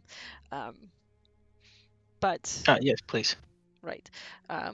And one tavern that they recommend is hello tavern name generator.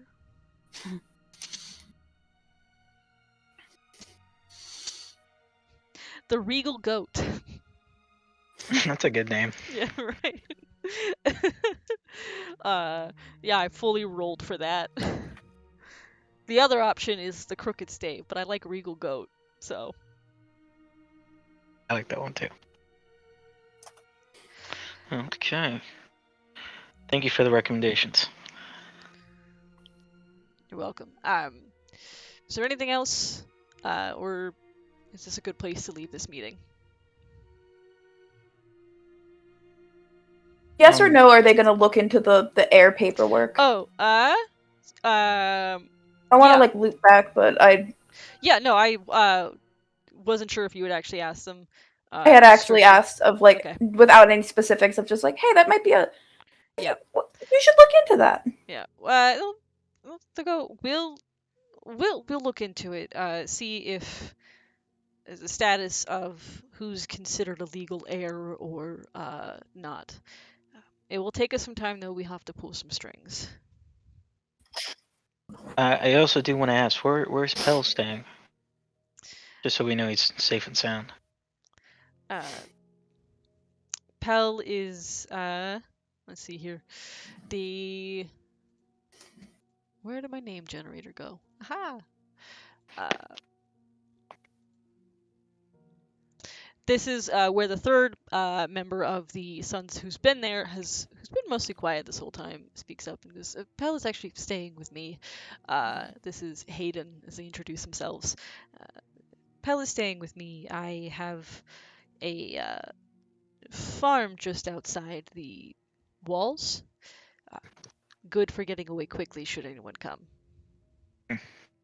So he's not stuck within the city walls should danger come knocking. Of course, that's good to know. That's smart. It's hard to get out of the city. Glad to hear Pell's in good hands. Well, I have a lot of space on my farm.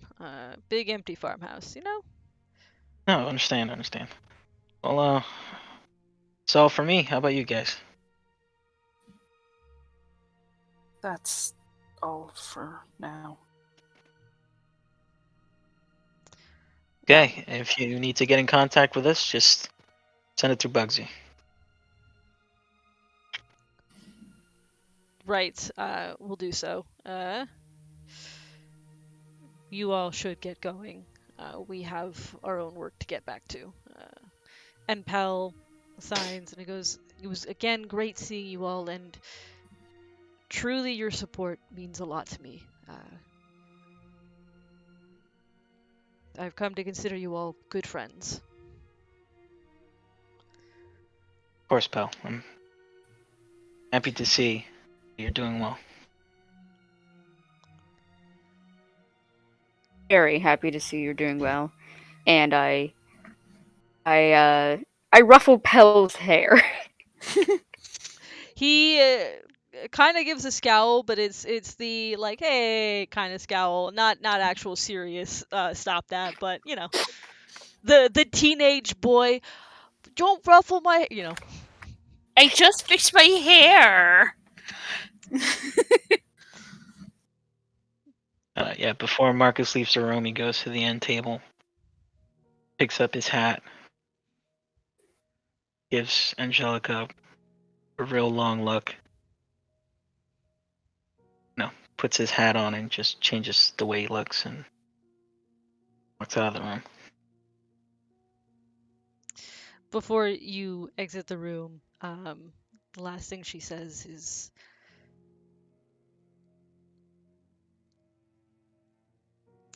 Bugsy will tell you where to meet me.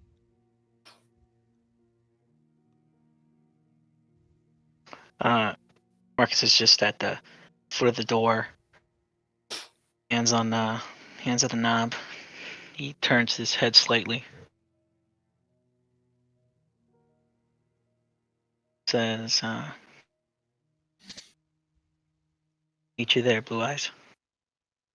Opens the door and he walks out into the hallway. Oh. Damn. Just as we're walking out in the hallway, I'll just take out the very nice bottle of wine and hold it out to Marcus. I open that shit up. I pull glasses from the bag of holding too, and I'm just like, Nah, I drink it straight. I don't need a black. And then I'm just like, pass me the fucking. I've held off all day. Give it to me. I'll pass it back. I'm walking I'll upstairs. just. We'll fucking pass it back and forth. You Sorry, boss. She told me not to tell yous. You told me. You already told me, Bugsy. You just don't know it. I get down on my knees. I hold Bugsy by the shoulders. You're not that short. I'm like at least a head taller than you when you kneel now. You can stand up, man. Just let me do this, okay? I've been doing this to you since you were even younger than this. Since you were a kid, all right? It's comforting, is what it is, all right? You realize you're only like 6 years older than me now. I'm technically still my age and spirit, okay? Sure. I'm still older than you either way, so you gotta respect your elders. Listen, don't. You told me not to respect authority, though. That is very true, but it's good to respect the authority that respects you, and that's not a lot of authority. You don't gotta be sorry, kid. You did good. Yeah. Stood by and stayed loyal. The only person who has been consistently good to you. I'm never gonna hate you for that. Oh, shucks. Gonna make this old river rat blush.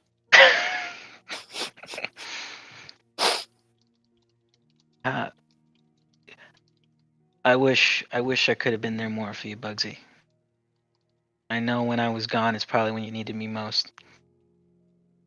But I hope you know since the day I left, I've been working hard to be the type of man that deserves your respect. Just keep doing good. You keep your eyes on Angelica. Keep her safe as best you can. I know she doesn't need it, but it's always good to have a little shadow. I know I've missed mine. See you soon, kid, alright? I'll always be your eyes and ears, boss. You can count on me. I've been blind without you. Stay safe. Oh. You too. Walks out into the street. Oh shit, wait! Let me give you the address! That's Damn where it, we you- end. You almost forgot you bloke. And that's where we can leave it. God, this was a whole session of family and love interest trauma. Yep. Man. It was either family or love interest trauma Or today. drowning dogs. Guys, I walked into this room knowing she was gonna be there, but when you fucking said she was in there, I was shaking, bro. I was shaking. Jed literally was like, "Yeah, Marcus is gonna have a bad time," and I'm like, "Oh boy!" Like, I have a surprise waiting for Marcus's session. Oh nah, bro. I fucking knew it. She was connected to all this. I even messaged you before the Yeah. game. I was like, Yeah, you did. And then I, of course, had to do my DM misdirection. I was like, man, she's deflecting so good. That makes so much sense, but I don't know. I was like, you're like, Bugsy's hiding something. I was like, there's only one motherfucker that Bugsy will be hiding for. And I'm it's your goddamn wife. For real. Yeah, for no, real. I internally was like, is this about to become an ex-wife situation? Like, Wait, Marcus still hasn't like actually said out loud to Ilif that he, fucking trafficked humans unknowingly, but still helped traffic humans. Ilif doesn't need to know. Ilif would kick his ass. Kate, I'm so happy you were here today to guest star. You did Yeah, so that was Yes, awesome. Kate. You brought so much Just life me into Bugsy. casually bringing my chaotic energy to heart-wrenching We moments. missed it. Bugsy is one of those Thanks, NPCs that I care about so much, so I was happy that you were there to like really put life into him. Did I do him justice? Did Oh, I you did make you so much proud? You made him 10 times better, to be honest. You did awesome. Great. Yeah, I'm I so was happy. I was like, though. So it was great to see you, Kate. Yeah. And the session was Yeah. fucking great. thanks for playing. I'm going to stop recording.